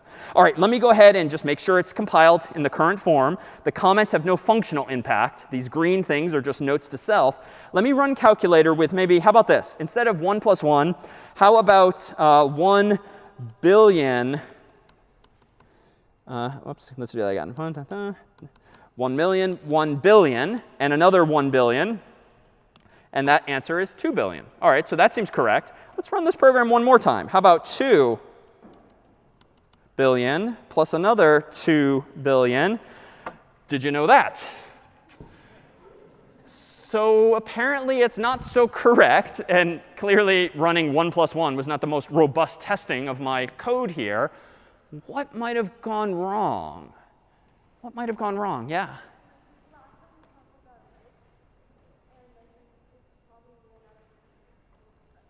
Yeah, the computer probably ran out of space with bits. So it turns out with these data types we've been talking about, string and int and also float and char and those other things, they all use a specific and most importantly finite number of bits to represent them. It can vary by computer. Newer computers use more bits. Older computers tended to use fewer bits. It's not necessarily standardized for all of these data types. But in this case, in this environment, it is using 32 bits for an integer. That's a lot. With 32 bits, you can count pretty high. This is only 64 bits on the stage. Oh, actually, no, this is obviously bigger. We have 64 light bulbs on the stage and could count even higher. An int is only using half of these, or we have 2 integers here on the stage. Now, if you think back to last week, we talked about 8 bits at one point. And if you have 8 bits, 8 zeros and ones, you can count as high as 256, just a good number to generally remember as trivia. 8 bits gives you 256 permutations of zeros and ones. 32 gives you roughly how many, if anyone knows? It's 2 to the 32 power. No one, really? So it's roughly 4 billion, 2 to the 32. If you don't know that, it's fine. Most programmers, though, eventually remember these kinds of heuristics. So it's roughly 4 billion. So that feels like enough. 2 billion plus 2 billion is exactly 4 billion. And that actually should fit in a 32-bit integer. The catch is that my Mac, your PC, and the like also like to support negative numbers. And if you want to support both positive and negative numbers, that technically means with 32-bit integers, you can count as high as roughly 2 billion positive or 2 billion negative in the other direction. That's still 4 billion, give or take, but it's only half as many in one direction or the other. So how could I go about implementing a correct calculator here? What might the solution be?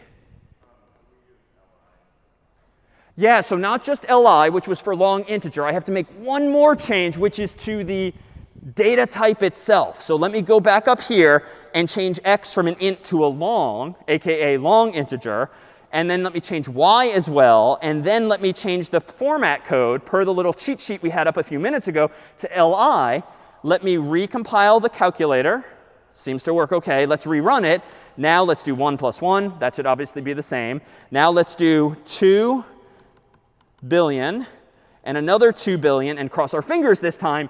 Now we're counting as high as 4 billion. And we can go way higher than 4 billion, but we're only kicking the can down the street a bit.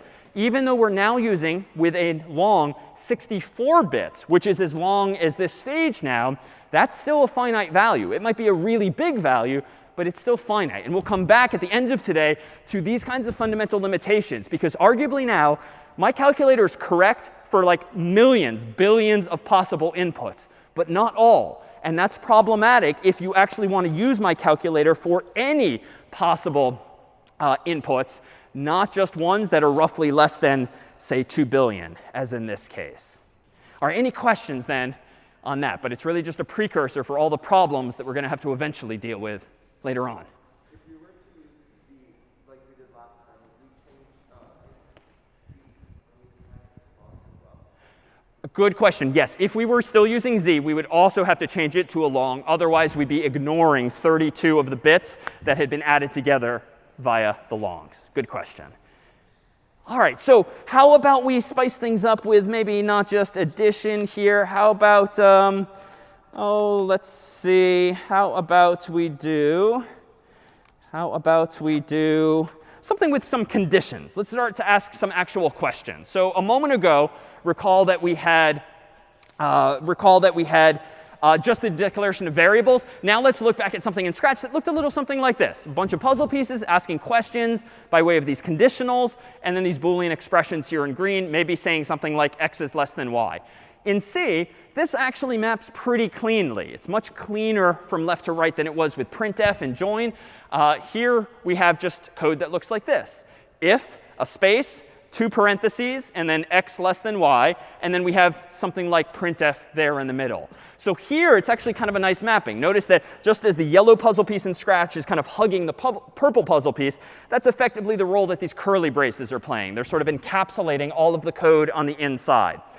The parentheses represent the Boolean expression that needs to be asked and answered to decide whether or not to do this thing. And here's an exception to what I alluded to earlier. Usually, when you see a word and then a parenthesis, something, and then close parenthesis, I claim that's usually a function. And I still feel pretty good about that claim. But there are exceptions. And the word if is not a function. It's just a programming construct. It's a feature of the C language that similarly uses parentheses just for different purposes, for a Boolean expression.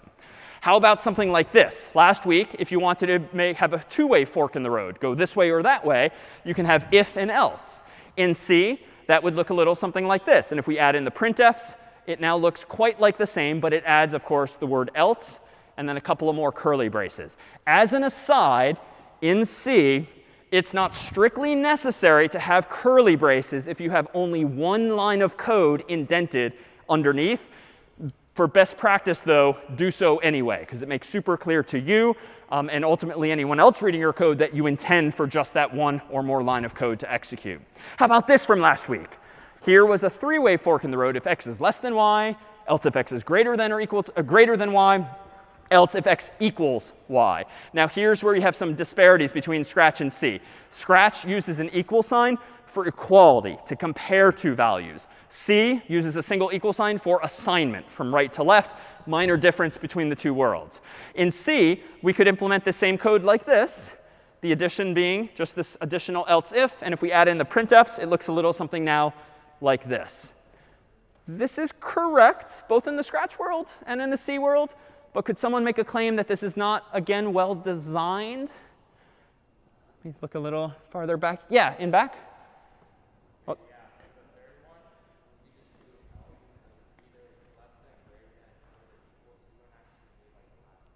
Exactly. We don't need the last if. We need the else, at least. But we don't need the last if because, at least in the world of comparing integers, it's either going to be less than, greater than, or equal to. There is no other case. So you can save a few seconds, if you will, of your program running, a blink of the eye, by only asking two questions and then inferring what the answer to the third must be just by nature of your own human logic here. Now, why is that a good thing? If, for instance, x and y happen to equal each other, I type in 1 and 1 for both values, either in Scratch or in the C world. In the case of this version, you're sort of stupidly asking three questions, all of which are going to get asked, even though the answer is no, no, yes. That is true, false, false, true. That seems to be unnecessary because if we instead optimize this code, get rid of the unnecessary if, and just do as you propose logically, else print that x is equal to y. Now, if x indeed equals y, because they're both 1 or some other value, now you're only going to ask two questions, so 2/3 as many questions, and then you're going to get your same correct result. So again, a minor detail, but again, the kinds of things you should be thinking about, not only as you write your code to be correct, but also write it to be well designed as well. All right, so why don't we go ahead and translate this into the context of an actual program here. Let me go back to my code here in just a moment. I'll create a blank window here. And let's do something with like points on my own very first CS50 problem set. Let me go ahead and run code of points.c. That's just going to give me a new text file. And then up here, I'm going to do my usual, include cs50.h, include standardio.h, int main void. So a lot of boilerplate, so to speak, in these early programs.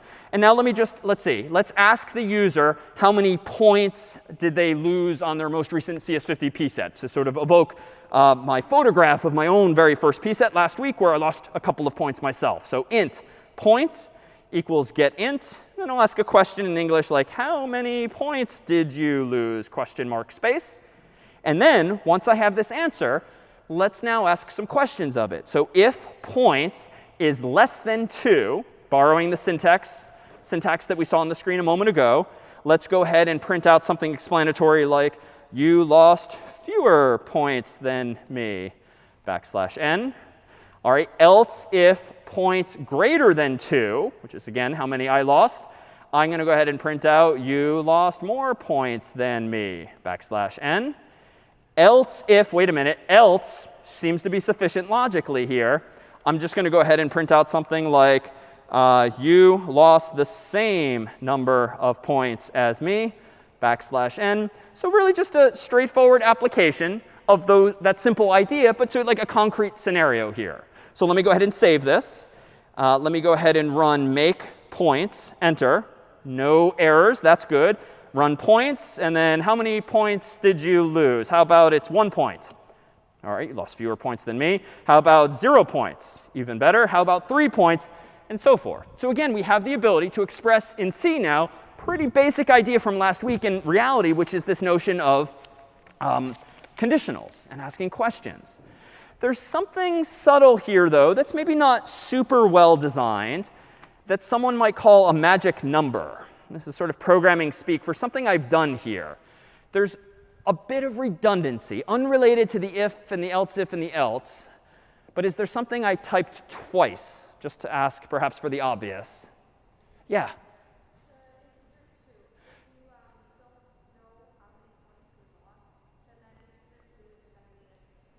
Exactly. I've hard-coded, so to speak, manually typed out the number 2 in 2 locations in this case that did not come from the user. So this is apparently, once I compile this, this is it. You're always comparing yourself to me in like 1996, which for better or for worse is all the program can do. But this is an example, too, of a magic number in the sense like, wait, where did that 2 come from? And why is it in 2 places? It feels like we are setting the stage for just a higher probability of screwing up down the road. Because the longer this code gets, suppose I'm comparing against 2 points elsewhere, 2, 3, 4, 5 places. Am I going to keep typing the number 2? Like, yeah, that's fine. It's correct. It's going to work. But honestly, eventually, you're going to screw up, and you're going to miss one of the 2s. You're going to change it to a 3, because maybe I did worse the next year, or 1, I did better. And you don't want these numbers to get out of sync. So what would be like a logical improvement to this design, rather than hard coding the same number sort of magically in 2 or more places? Yeah, why don't I make a variable that I can use in there? So for instance, I could create a variable like this, another integer called mine. And I'm just going to initialize it to 2. And then I'm going to change mentions of 2 to this. And mine is a pretty reasonable name for a variable insofar as it refers to exactly whose points are in question. There's a risk here, though. Minor though it is, I could accidentally change mine at some point. Maybe I forget what mine represents, and I do some addition or subtraction. So there's a way to tell the computer, don't trust me, because I'm going to screw up eventually, by making a variable constant, too. So a constant in a programming language, this did not exist in Scratch, is just an additional hint to the computer that essentially enables you to program more defensively. If you don't trust yourself necessarily to not screw up later, or honestly in practice, if you know that number should never change, make it constant and never think about it again. This tells the compiler to make sure that even you, later in your code, cannot change the number 2. And another convention in C and other languages, when you have a constant, it's often common to just capitalize the variable. Kind of like you're yelling, but it really just visually makes it stand out. So it's kind of like a nice rule of thumb that helps you realize, oh, that must be a constant. Capitalization alone does not make it constant. The word const does, but the capitalization is just a visual reminder that this is somewhere, somehow, a constant. So just a minor refinement. But again, we're sort of getting better at programming just by sort of instilling these kinds of heuristics. Questions then on conditionals in C or these constants? Yeah?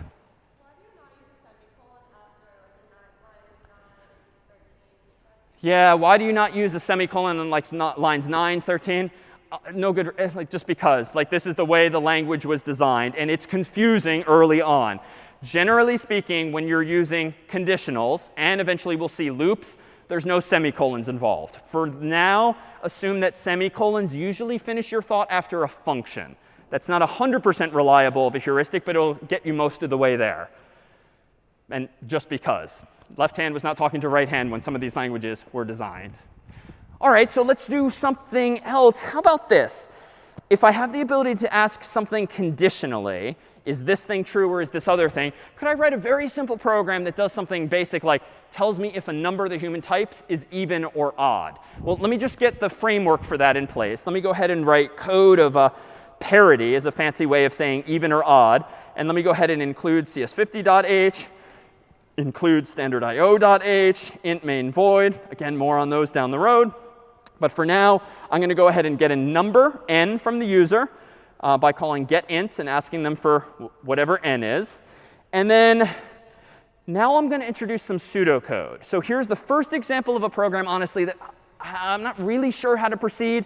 So let me just resort to some pseudocode using comments. Eventually, I'll get rid of this and write actual code. But if n is even, then print. Actually, let me just print that. Let me just go ahead and say printf, quote unquote, even, because I know how to use printf. Else All right, I know how to printf odd, so let me just say printf quote unquote odd. So here, I've sort of taken a bite out of the problem, if you will.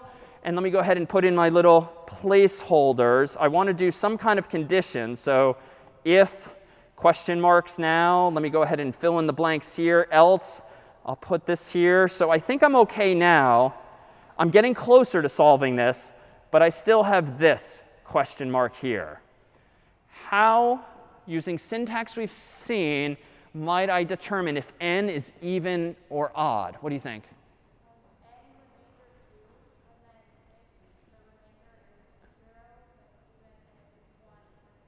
Nice. There's this little operator I mentioned by name earlier, the remainder operator, that will let you do exactly that. If you divide any number by 2, that mathematical heuristic is going to tell you if it's even or odd based on whether there's a remainder of 0 or 1. And that's nice because the alternative would seem to be doing something stupid like if n equals 0 or n equals if n equals 2 or n equals 4, right? Your code would be infinitely long if you had to ask all possible questions. But if I do n divided by 2 and look at the remainder, it's a little cryptic, but this will indeed do the trick.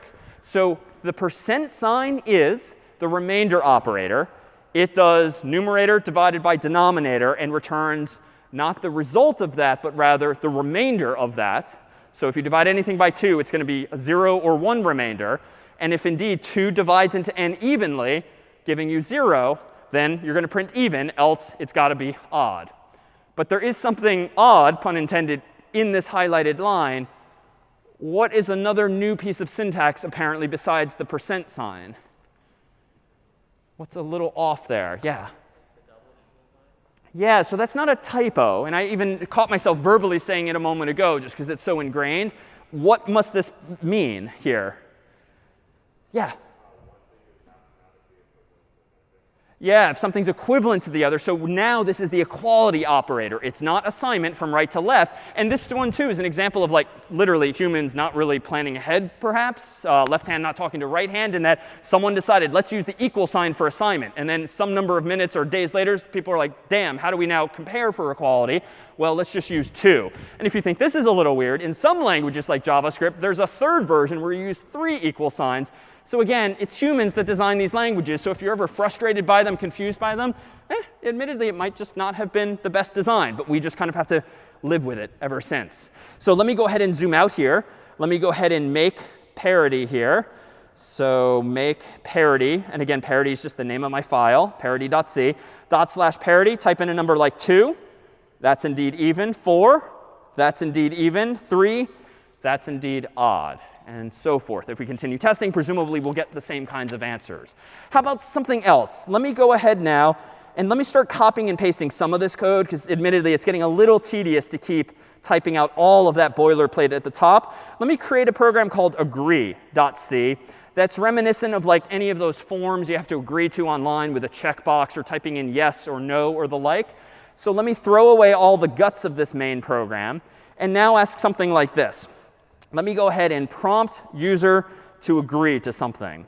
I'm going to go ahead and say, how about Getstring, do you agree, whatever the question might be. And I want the human to type y or no, y or n for yes or no, respectively. So if it's only a single character, actually, I can actually get by with just get char. Not used it before, but it was on our menu of functions from the CS50 library. And if I want to get the user's response, the return value should be a char also on the left. So now we've seen strings, ints, and now chars if we only care about a single letter.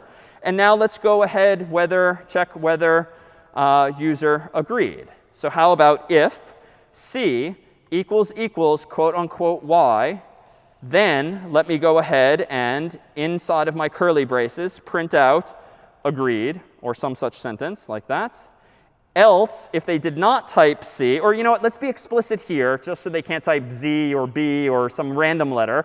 Else, if C equals quote unquote n for no, then let me go ahead and print out not agreed or something like that. And I'm just going to ignore the user if they don't cooperate and they type Z or B or something that's not Y or N.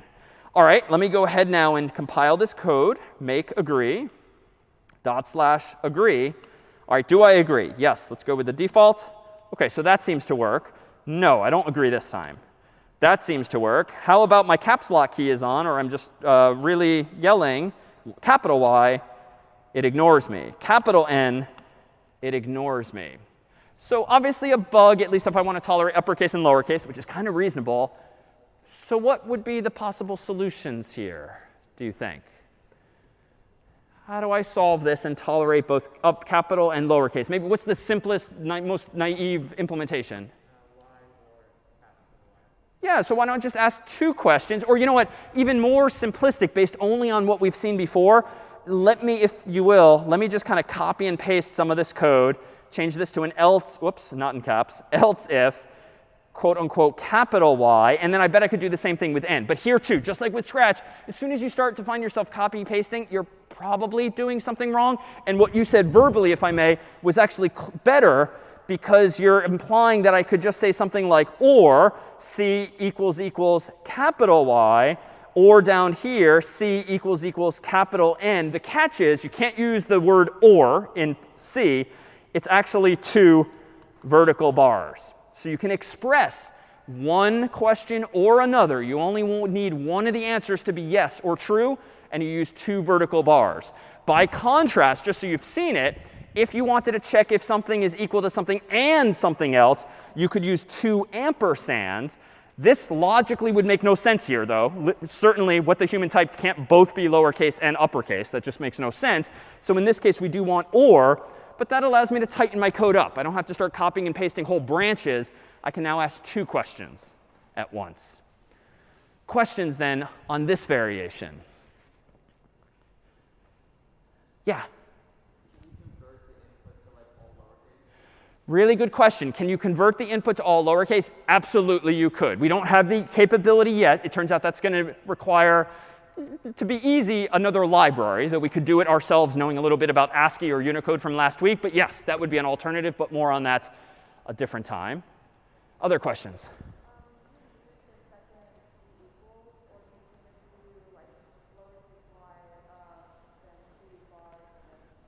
Good question. Unfortunately, you have to be explicit in C. You can't just say this, even though that's kind of how you might think about it.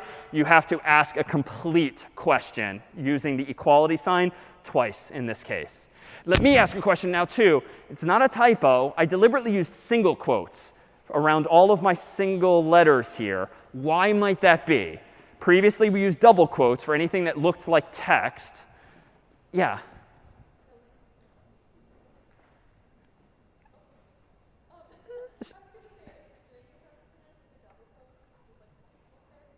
Correct. String is double quotes for multiple characters, or even one technically, but yes. And single quotes for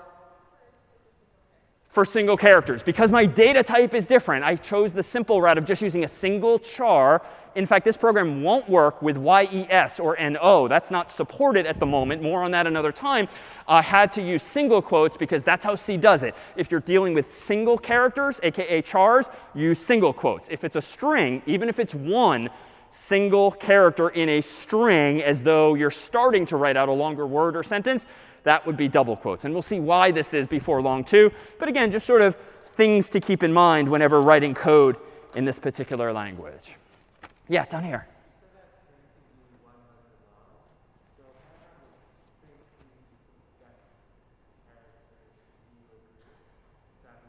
Say that once more. Uh-huh. So short answer, if I'm understanding correctly, this would be incorrect. And this would be even more incorrect. But if you don't mind, let me kick the can a couple of weeks on this as to why this doesn't work. The most pleasant way to do this would indeed be to do something like this. But even this is a slippery slope, because what if the user does something weird, like they capitalize just the Y? You can imagine this getting messy quickly. I like your idea earlier about just forcing everything to lowercase, just to standardize things. Unfortunately, you cannot compare strings for equality like this, for, again, reasons we'll come to before long. So for today, we're keeping it simple, even though arguably it's not nearly as user-friendly to only tolerate individual letters. And there's a question over here.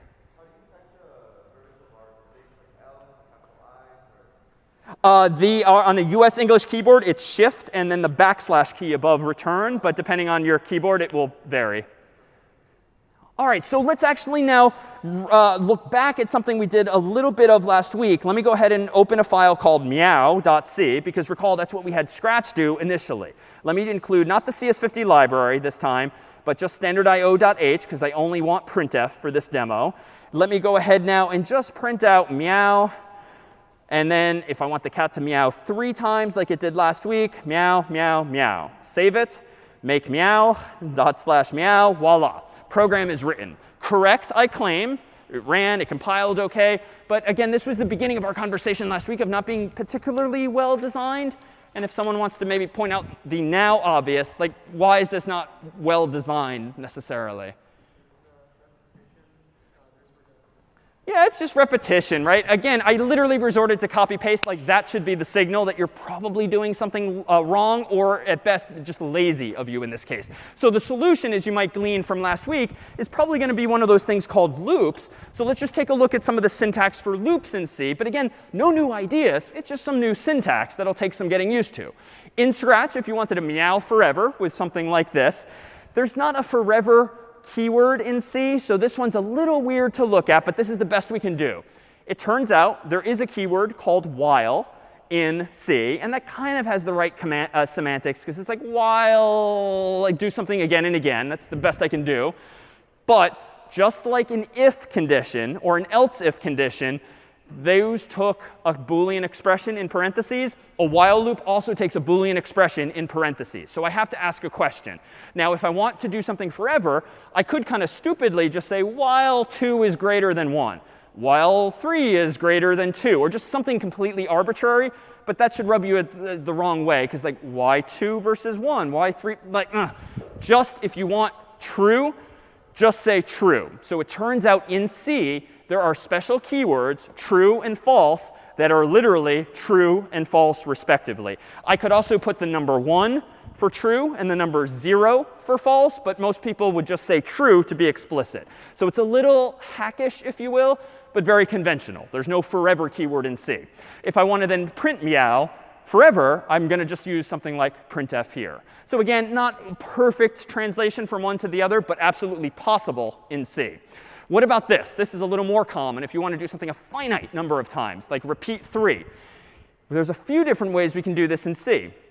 Here's one I would approach. And here's where C, like a lot of text-based languages, you kind of have to whip out that toolkit of all of the basic building blocks and think about, all right, how can I build a little machine in software that does something some number of times? Well, let me give myself a variable called counter, set it equal to 0. Let me create a loop whose Boolean expression is counter less than 3. The idea being here, why don't I just kind of count 1, 2, 3? So how do I implement this physicality in code? I give myself a variable, set it to 0, 0 fingers up. Now I ask the question, is counter less than 3? If so, go ahead and print out meow. And just intuitively, even if you've never seen C code or any code before Scratch, what more do I need to do? I've left room here for one more line of logic. Yeah. Right behind you. Yeah. Sorry, a little louder? We have to increase counter. So I need code like I showed earlier, like counter equals counter plus 1. And so here's where like programming sometimes becomes a bit more like plumbing. Like you can't just say what you mean like you could in Scratch. You have to build a little sort of software machine that initializes a value, does something, increments it, checks it. And so it's kind of like this software-based machine, but together that's just using some familiar building blocks. But this is pretty common. Just like in Scratch, you might have used loops a bunch of times. Pretty common in C. So can we tighten this code up? This is correct, but here's some conventions that are popular. If you're going to count, just say I. A convention in programming with at least languages like C is just use I as an integer if all its purpose is to count from like 0 on up. Counter's not wrong. It's not bad. It's just it's more verbose than you need to be. Just call it I. You don't need more semantics than that. All right, what else can I do here? There's another opportunity to tighten up this code. Do you recall? Yeah. Yeah, that syntactic sugar that does nothing new, but it does it more succinctly. I can change this to either the intermediate format or the even tighter format of just I++. Now this is pretty canonical. Like this is how many people, most people, would implement something 3 times using a loop in C. Using a while loop, that is. Turns out that it's so common in C and other languages to do something finitely many times. There's a couple of ways to do it. In this model, to be clear, the logic, though, is that we start by initializing the variable, like I've highlighted here. We then ask the question, is I less than 0? If so, everything that's indented inside the curly braces gets executed, namely meow, then the update. Then the computer is going to have to recheck the condition to make sure that I hasn't gotten so big that it's greater than 3. But if not, it then does this again, and it does this again. And then it repeats, constantly checking the condition and executing what's in the block. Checking the condition and executing what's in the block. After 3 times of that, the condition is going to be false or a no answer. And that's it for the code. It just proceeds to whatever's down here, just like with Scratch. It jumps to the next blocks down below. All right, what's another way, though, to do this? Well, I've deliberately been counting from 0. And that's a programming convention, right? We started last week with all the light bulbs off, which was 0. So it's pretty reasonable to start counting at zeros, just like you would here, like no fingers are up. This is 0 fingers on your hand. But if you prefer, you could start counting at I equals 1. But then you don't want to do it while I is less than 3. You want to do I is less than or equal to 3. On most keyboards, there's no symbol for less than or equal to or greater than or equal to. So in C, you use 2 characters, less than and then an equal sign with no spaces in between. That just means less than or equal to. We could change it to set I to 2 and make this condition be less than or equal to 4. We could make this be 10 and less than or equal to 12. But again, just stick with the basics. Start at 0 and count on up would be the convention. Or if you prefer to count down, that's fine too. Set I to 3, and then do this so long as I is greater than 0, but you have to decrement instead of increment. So again, we could do this all day long. There's like literally an infinite number of ways to implement this idea, and that's why I keep emphasizing convention. Call the variable I for something like this, initialize it to 0 for something like this, and just generally count up unless you really prefer to count down. Again, just certain human conventions. All right. How about another way to do this? This is what's called a for loop in C. Also very common. It's not quite as straightforward in that it doesn't really read top to bottom in exactly the same way. This kind of has a lot more logic tucked into its first line, but it does exactly the same thing. What happens here is, notice that inside the parentheses next to the word for, there's 2 semicolons, which is another weird use of syntax. They're not at the end of the line. Now they're in the middle of the parentheses, but that's what the humans chose years ago. The first thing before the semicolons initializes your variable. Int I equals 0. The next thing is the condition that's going to constantly get checked every cycle through this loop. And the last thing is going to be what you do after each loop, which in this case is going to be count up. So again, if I rewind, we initialize I to 0. We then ask the question, is I less than 3? If so, execute what's inside of the loop. Then the computer does this. It does the update, incrementing I by 1. And then it's not going to blindly meow again. It's going to check again the condition, is I less than 3? Then it's going to meow if so. Then it might go ahead, spoiler, then it might go ahead and increment I and check the condition again. So again, this does not read quite in the same simple fashion top to bottom. You kind of read it left to right and then jump around. But again, the initialization, the constant Boolean expression being checked, and the update after each time does the exact same thing as what we saw a moment ago in this while loop format. Which one is better? They're the same. I think most people would probably eventually use a for loop once comfortable, but just because is really the answer there. All right, any questions then on loops as we've translated them to C? Yeah?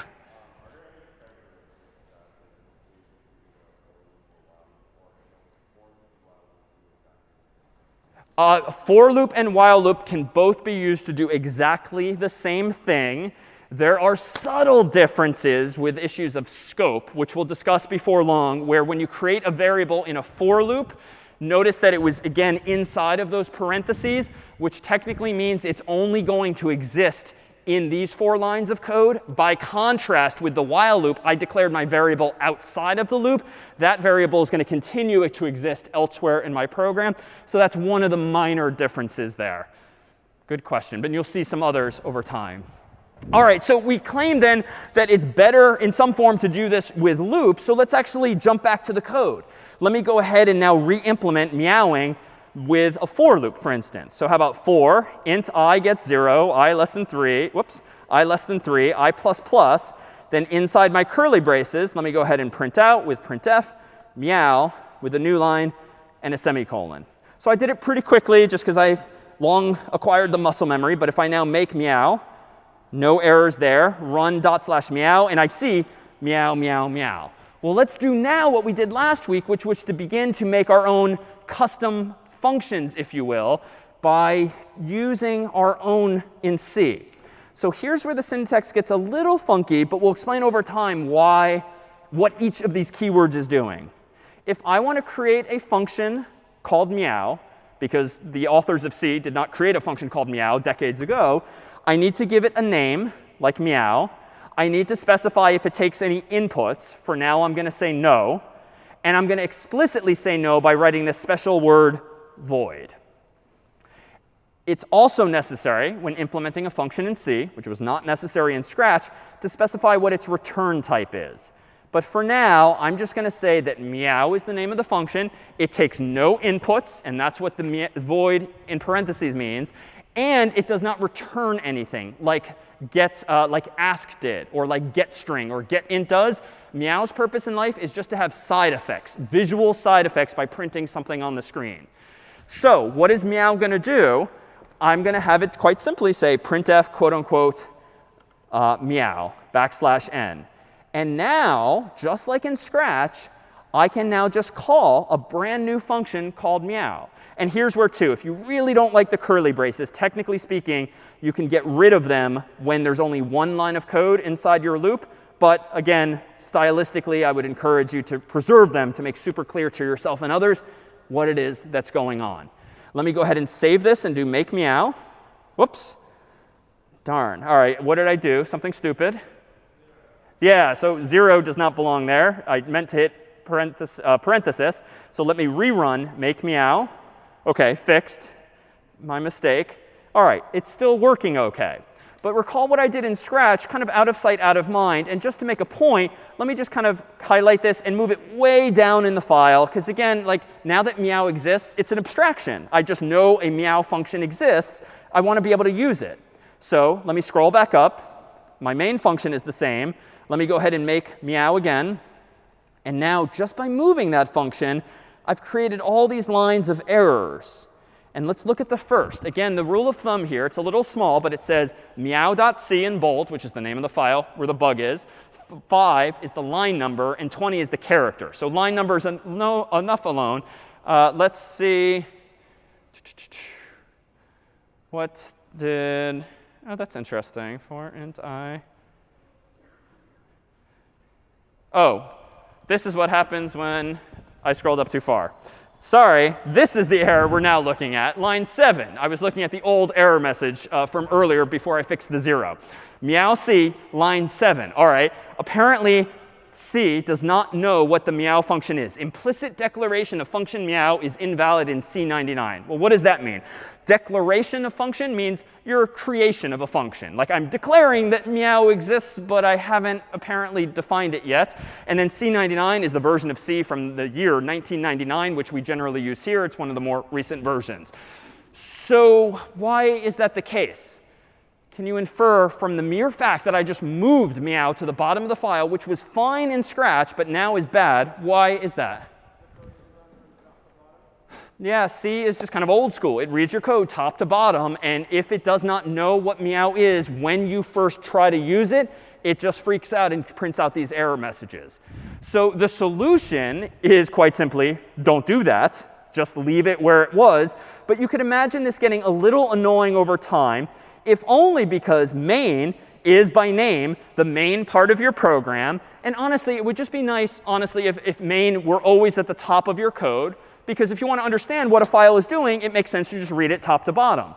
Well, there is a solution to this. You can put functions in different orders with main at the top, so long as you, and this is perhaps the only time copy-paste is appropriate, so long as you leave a little breadcrumb for the compiler at the very top of your file that literally repeats the return value, the name, and the arguments to that function, semicolon. This is, so to speak, declaring your function.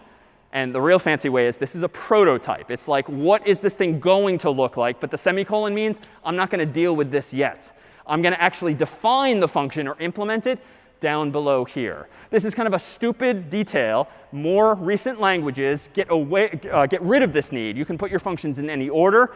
But again, if you just think about the basics of programming languages like this one here, and as you noted, it must just be reading your code top to bottom. So annoying, yes, but explained, yes, too.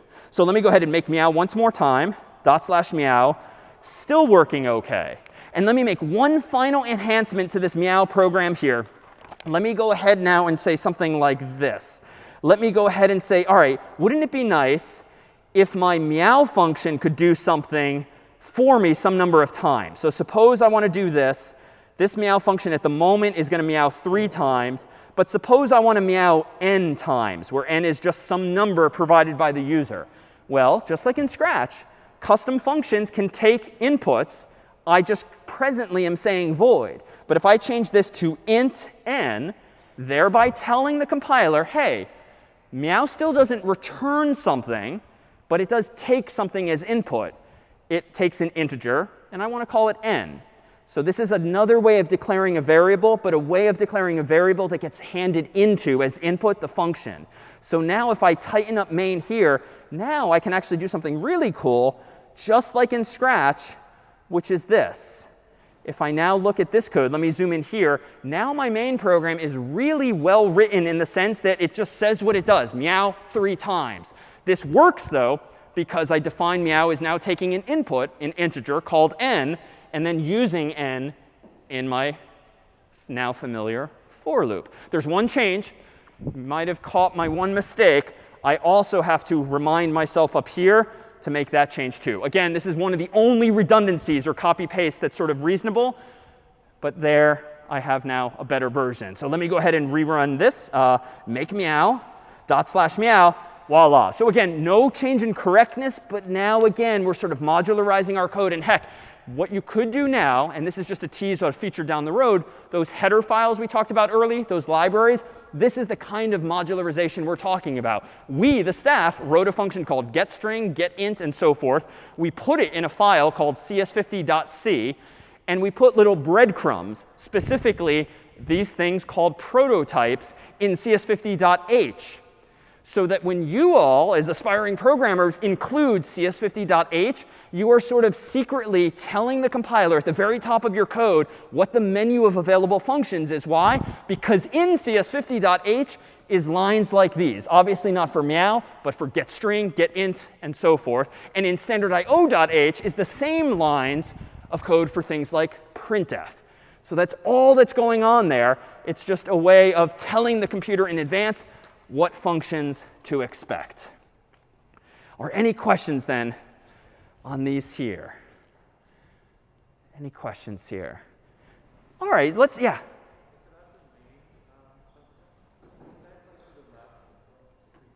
Sorry, a little louder? Uh-huh. Correct. So if you don't mind, I want to continue to wave my hand at that detail for today.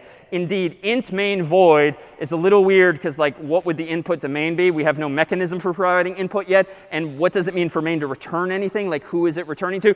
For another day, if we may. They're going to come into play, but that for now today is just something you should take at face value as necessary copy-paste to begin programs. All right, well, let's go ahead and maybe, how about let's just use these primitives in just a few different ways.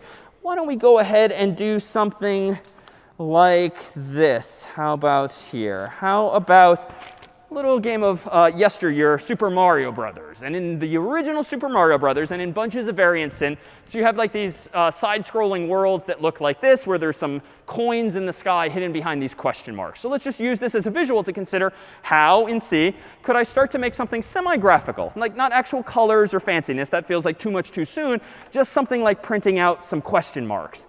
Well, if I go back over here, let me create that actual file that I alluded to earlier. So let me code up mario.c. Let me go ahead and include standard.io.h, int main void, again, which we'll continue to copy paste for today. And then let me just go ahead and do something simple like 1, 2, 3, 4, and a new line. All right, this is what we might call ASCII art, which just means graphics, but really just implemented with your keyboard. And if I make Mario and do /Mario, it's not nearly as engaging visually as this, but it's the beginning of this kind of map for a game. Well, if I wanted to now print out of those things dynamically, let me go back to my code here. And instead of printing out 4 all at once, I could do something like for int I get 0, I less than 4, I plus plus. And then inside here, I could just print out one of them at a time. Let me save that, make Mario. And at the risk of disappointing, so close, but I made a mistake. Just stupid aesthetic. The prompt is not on the new line. How could I move it? Yeah, I need an escape character, the \n, but should I put it here? OK, no, because that's going to put it after everyone, and it's going to make this thing vertical instead of horizontal. So logically, just like in Scratch, put it at the end of the loop. So something out here, and just print out, for instance, only quote unquote new line. And now if I do make Mario again, /Mario, OK, we're back in business. But a little better designed in that now I'm not repeating myself multiple times. I'm doing this again and again. But let's do one other thing here with Mario. Let me go ahead and ask the user how many question marks or coins to print. The catch here is that there's another type of loop that's helpful for this, and it's called a do-while loop generally. A do-while loop is similar to a while loop, but it checks the condition last instead of first. Recall earlier on the slide, we had while, open parenthesis, close parenthesis, and I kept claiming that we checked whether I is less than whatever it was, 3 in advance, again and again. A do-while loop just inverts the logic so that you can actually do something like this. At the top of this program, I'm going to go ahead now and give myself a variable n, like this, of type integer. And then I'm going to do literally the following with the keyword do. N equals get int. And I'm going to ask the user for the width, like the number of $signs to print. And I'm going to do this while n is less than, say, 1. So this is a little cryptic. But the salient differences are the while, the Boolean expression, is now at the bottom of my block of code, not at the top. Now, why is this? Well, the difference here, if I make Mario, is, whoops, I need to add CS50.h because I'm now using getInt.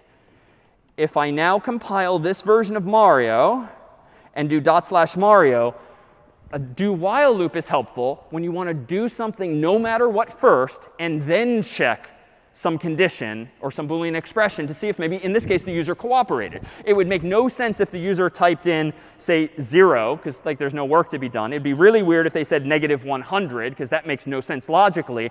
So with this simple construct here, I am doing the following while n is less than 1. The implication is that as soon as n equals 1 or is bigger than 1, I'm going to break out of this loop, and I've got myself a variable called n containing essentially a positive value, 1 through 2 billion or so. And I can now use this, for instance, here. Change the 4 to an n. So now my program is completely dynamic. Let me go ahead and do make Mario, /Mario again, and I'll do 4. Still works. I'll do 40. Still works.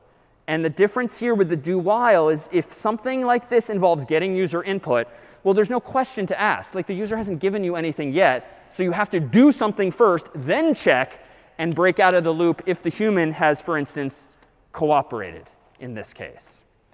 All right, let me pause here to see if there's any questions. Now, all right, well, why don't we escalate to something more like this in the same game, where your underground is Mario, and this is like a 2-dimensional wall that's popping up here. It looks like a 3 by 3, for instance, for the sake of discussion. And it's like made of bricks, so I'll use maybe hash symbols this time. Well, it turns out that we can nest, that is, combine some of these same ideas as follows. Let me go ahead now and change back to this code. And I'm going to keep the do while loop from before. And I'm going to ask, though, this question, what's the size of this square? I'm going to assume it's like n by n, so 3 by 3, 4 by 4, whatever. So I'm just going to ask for the size of this square of bricks. And now, how do I do this? Well, I'm going to go ahead, for instance, and print out, how about for int I gets 0, I less than n, I plus plus. Let me just keep it simple and print out something like this. Just a single hash symbol, that is a brick, and a new line after it. All right, let's make Mario, run Mario of 3. OK, that's close to being it. I've got a column. All right, but I need it to be wider. So the solution last time was to get rid of the new line and then maybe put the new line here, out after the loop. All right, so let's do make Mario, /Mario, and type in 3, and All right, so I kind of need to combine these two ideas somehow. So how might we solve this problem? I want to print like rows and columns, not row or column. How do I do this? Yeah.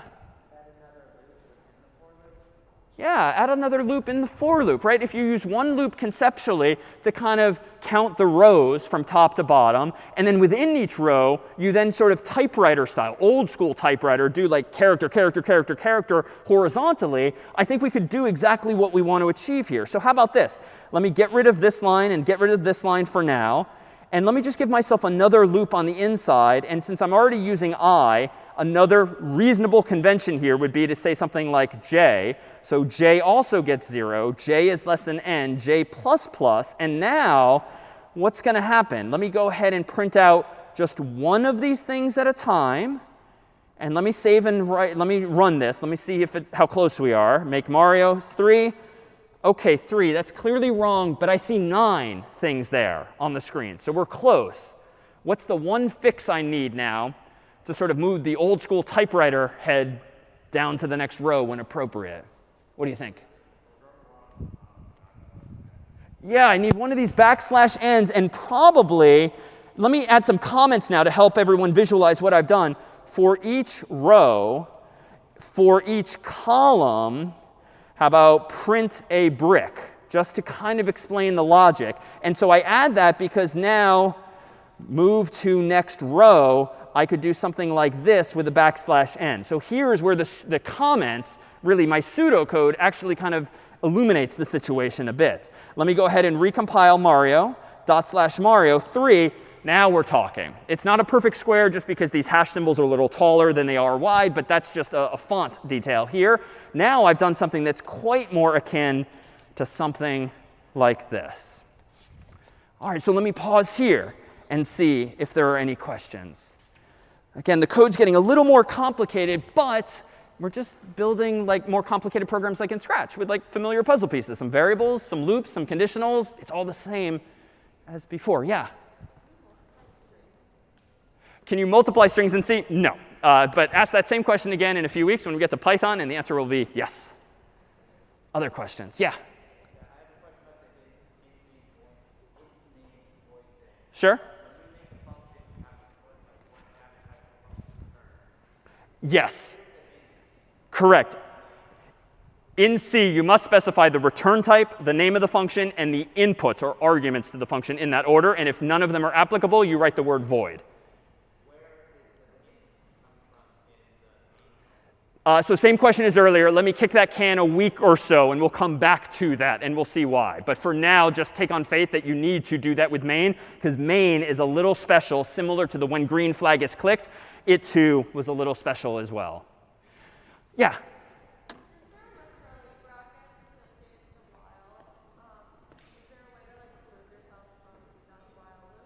Is there a way to remove yourself?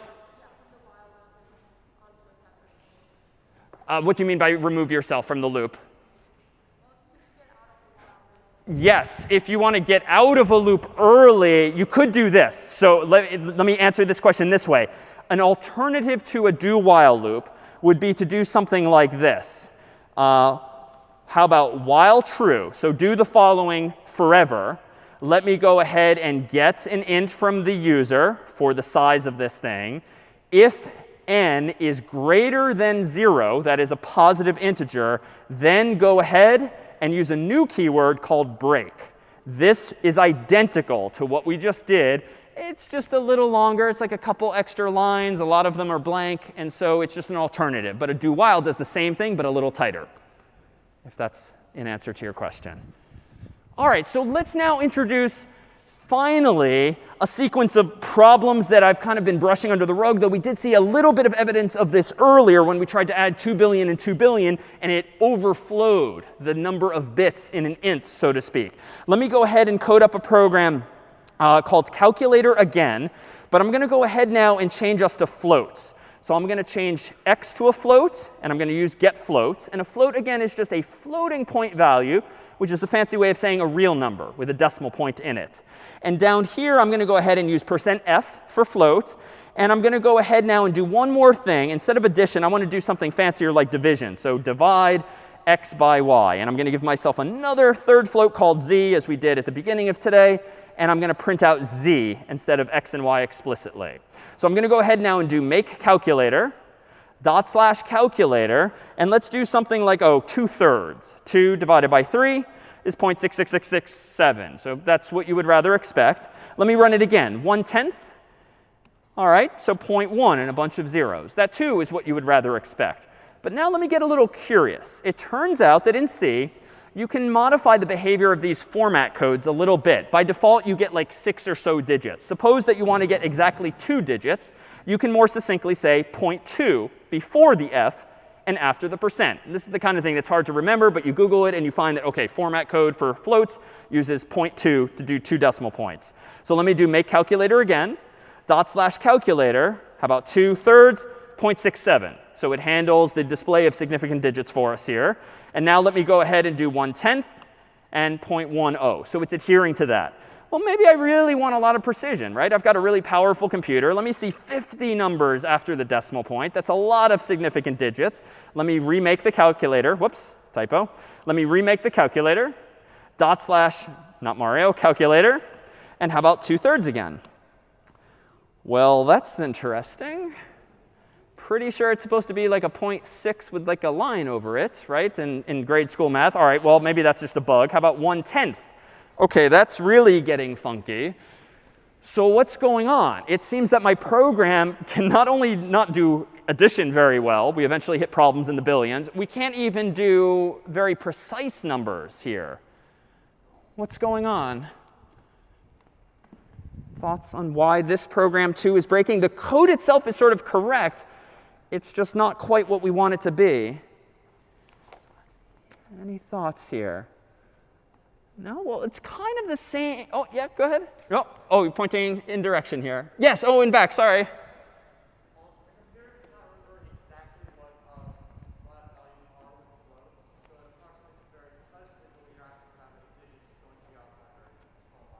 Exactly. In a nutshell, the computer is approximating the answer using that many numbers after the decimal point. But the problem fundamentally is actually very similar to that integer overflow from before. And I'm using that now as a term of art. Integers can overflow if you're trying to use more bits than you actually have available to you. You sort of change them all to ones, and then you're out of bits, so to speak. Same thing here, but in a different context of floats. If you only have 32 bits, or heck, if we change to double and only have 64 bits, that's a lot of precision, but it's not infinite. And yet, pretty sure there's an infinite number of real numbers in the world, which is to say a computer with finite memory cannot possibly represent all possible numbers in the world because, again, there's not an infinite number of permutations of 32 or 64 bits. It might be a lot in the billions or more, but it's still finite. And so, indeed, this is the computer's closest approximation to what's actually going on there. And so this is an example of what we would actually generally call floating point imprecision. Floating point imprecision refers to the inability for computers fundamentally to represent all possible real numbers 100% precisely, at least by default in languages like C. Thankfully, in the world of scientific computing and so forth, there are solutions to this problem that just give you more digits. But the problem fundamentally is still going to be there. And here in a little more detail is that issue of integer overflow, which is in the context of ints. Suppose that we think back last week when we had 3 bits and we counted from like 0 to 7. 0, 1, 2, 3, 4, 5, 6, 7. I think I asked the question, how would we count to 8? Someone proposed, well, we need a 4th bit. That's fine if you have a 4th bit, if you have access to another light bulb or transistor. If you don't, though, the next number after this is technically 1, 0, 0, 0. But if you don't have space for or hardware for that 4th bit, you might as well just be representing the number 0. So in the world of integers, if you're only using 3 bits, those 3 bits eventually overflow when you count past 7, because what should be 8 can't fit, so to speak, so it rolls back over to 0. And as arcane as this problem might seem, we humans have done this a couple of times. You might recall knowing about or reading about the Y2K problem, where a lot of people thought the world was going to end. Why? Because on January 1st of 2000, a lot of computers, presumably, were going to update their clocks from 1999 to the year 2000. The problem is, though, for decades, for efficiency, we humans were honestly in the habit of not storing years as 4 digits. Why? Because that's just a lot of space to waste, especially since like centuries don't happen that often. So a lot of computer systems, especially early on, when hardware was very expensive and memory was very tight, just stored the last 2 digits of any year. Problem, of course, on January 1st of 2000 is that 99 rolls over to 100. But if you don't have room for another digit, it's just 0, 0. And if your code assumes a prefix of 19, well, we just went from the year 1999 back to the year 1900. Thankfully, long story short, a lot of people wrote a lot of code in a lot of old languages and mostly warded off this problem, so the world did not end. The next time the world might end, though, is on January 19th, 2038. Now, that might feel like a long time away, but so did the year 2000 at one point. Why might clocks again break in today's modern computers in 2038, might you think? Why might computers break then? Yeah? Sorry, say what, a little louder?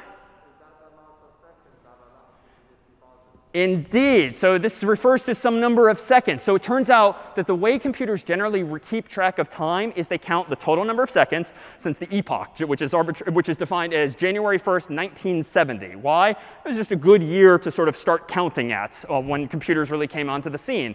Unfortunately, most computers used 32 bits to count the number of seconds since January 1st, 1970, the implication of which is we can only count up to roughly 2 billion seconds.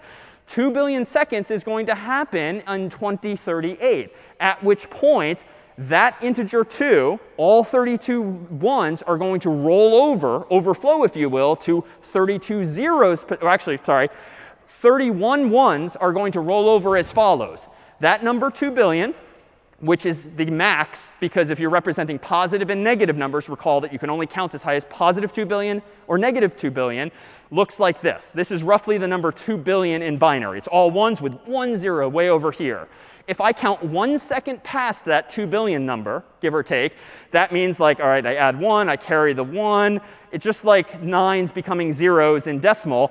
If I keep this sort of simple animation, and I keep carrying the 1, carrying the 1, carrying the 1, 1 second after 2 billion seconds, give or take, I have this number in the computer's memory. So there's still 1 bit, that's a 1, all the way to the left. Unfortunately, that bit often represents negativity, whereby if that first bit is negative, that represents that the rest of this somehow represents a negative number. It's not negative 0. There's a fancier representation. But a very big positive number very suddenly becomes a very big negative number. And that number is roughly negative 2 billion. That means computers in 2038 on that date are going to accidentally think that it's been negative 2 billion seconds since January 1st, 1970, which is going to make computers potentially think it's 1901. So what is the solution to the 2038 problem, perhaps? Y2K was because we were using 2 digits for years. What about 2038? Yeah? More bits. And thankfully, we're getting a little better at lessons learned here. And computers now are increasingly using 64 bits. And all of us will be long gone by the time we run out of that number of seconds. So it's someone else's problem many, many years from now. But that's really the fundamental solution. If you're running up against something finite, well, just kick the can further and just give yourself more bits. And frankly, because hardware is so much cheaper these days, computers are so much faster, it's not as big of a deal as it might have been decades ago. But that's indeed the solution. But this arises in very common contexts. In fact, let me go ahead and write a real quick program here called pennies. Right? You might think that just converting dollars to pennies in US currency might be simple. But let me go ahead and do this. In pennies.c, I'm going to go ahead and include CS50.h. And I'm going to include standard.io.h, int main void as my starting point. And now down here, I'm going to do this. I'm going to get a float called amount. And I'm going to ask the user for some amount of dollars, so a dollar amount. And I'm going to store that in a variable called amount. Then I'm going to simply convert that amount to pennies by doing, say, how about amount times 100. And then I'm going to go ahead and print out that the number of pennies is %i, because that's just an integer in pennies, \n, quote unquote, comma, pennies. All right, so if I didn't make any mistakes here, let me make pennies, /pennies. And suppose I have, say, 99 cents, so 0.99. That's 99 pennies. Suppose I have $1.23. That's pretty good. Suppose I have $4.20. There's that imprecision issue. And this isn't even that big of an amount. Now, not a big deal if like the cashier gives you 1 penny less than you're owed, but you can imagine this adding up. You can imagine this being worrisome for financial implications, for financial transactions, for scientific measurements and the like. My program can't even handle this. Well, there are some solutions here. And it looks like what's really happening if I print it out using the %f with a 0.50 or whatever to see more decimal points, presumably the computer is struggling to represent $4.20 precisely. It's probably storing $4.19.9999 something cents. So it's close, but it's not quite there. So I could at least solve this by rounding up, for instance. And it turns out there is a round function out there. And it turns out that it's in a library called the math library. And you would know this by looking at online documentation and the like, as we'll point you to. And if I now make pennies again and do /pennies, I can now do $4.20. And voila, now it's correct. So at least in this context, it seems like a solvable problem. But it's certainly something I need to be mindful of nonetheless. Unfortunately, even professional, full-time programmers over the years have not been particularly attentive to these kinds of details. And in a class like this, the goal is not just to teach you programming, but to really teach you what's going on underneath the hood, so to speak, so that you have a bottom-up understanding of how data is represented, how computers are manipulating it, so that you are not on the failing end of some program having some bug, and so that we as a society are not beholden to those kinds of mistakes too. And this happens, unfortunately, all of the time. This is a Boeing airplane that a few years ago needed to be rebooted after every 248 days. Why? Because this Boeing airplane software was using a 32-bit integer, counting up tenths of a second to keep track of something or other related to its electrical power. And unfortunately, after 248 days of the airplane being continuously on, which in the airline industry is apparently not uncommon to make every dollar count, keeping the planes up and running all the time, the 32-bit number would roll over, and the power would shut off on the airplane as a side effect because of sort of undefined behavior in that case. The temporary solution by Boeing at the time was apparently essentially sort of operating system style, well, have you rebooted your plane? And that was indeed the fix until they rolled out an actual software patch. And these kinds of problems continue to happen. And in our final 8 minutes together today, we thought we'd hit play on a look back at some very real-world implications of these issues so that you help see the forest for the trees, that even as we talk about sort of how you write C code and focusing on loops and conditions, this stuff really matters. And the more hardware we carry around and the more we as a society use these kinds of devices, the more of these problems we're going to run into down the road. So if we could dim the lights and turn up the speakers, in our final 8 minutes, we'll see this.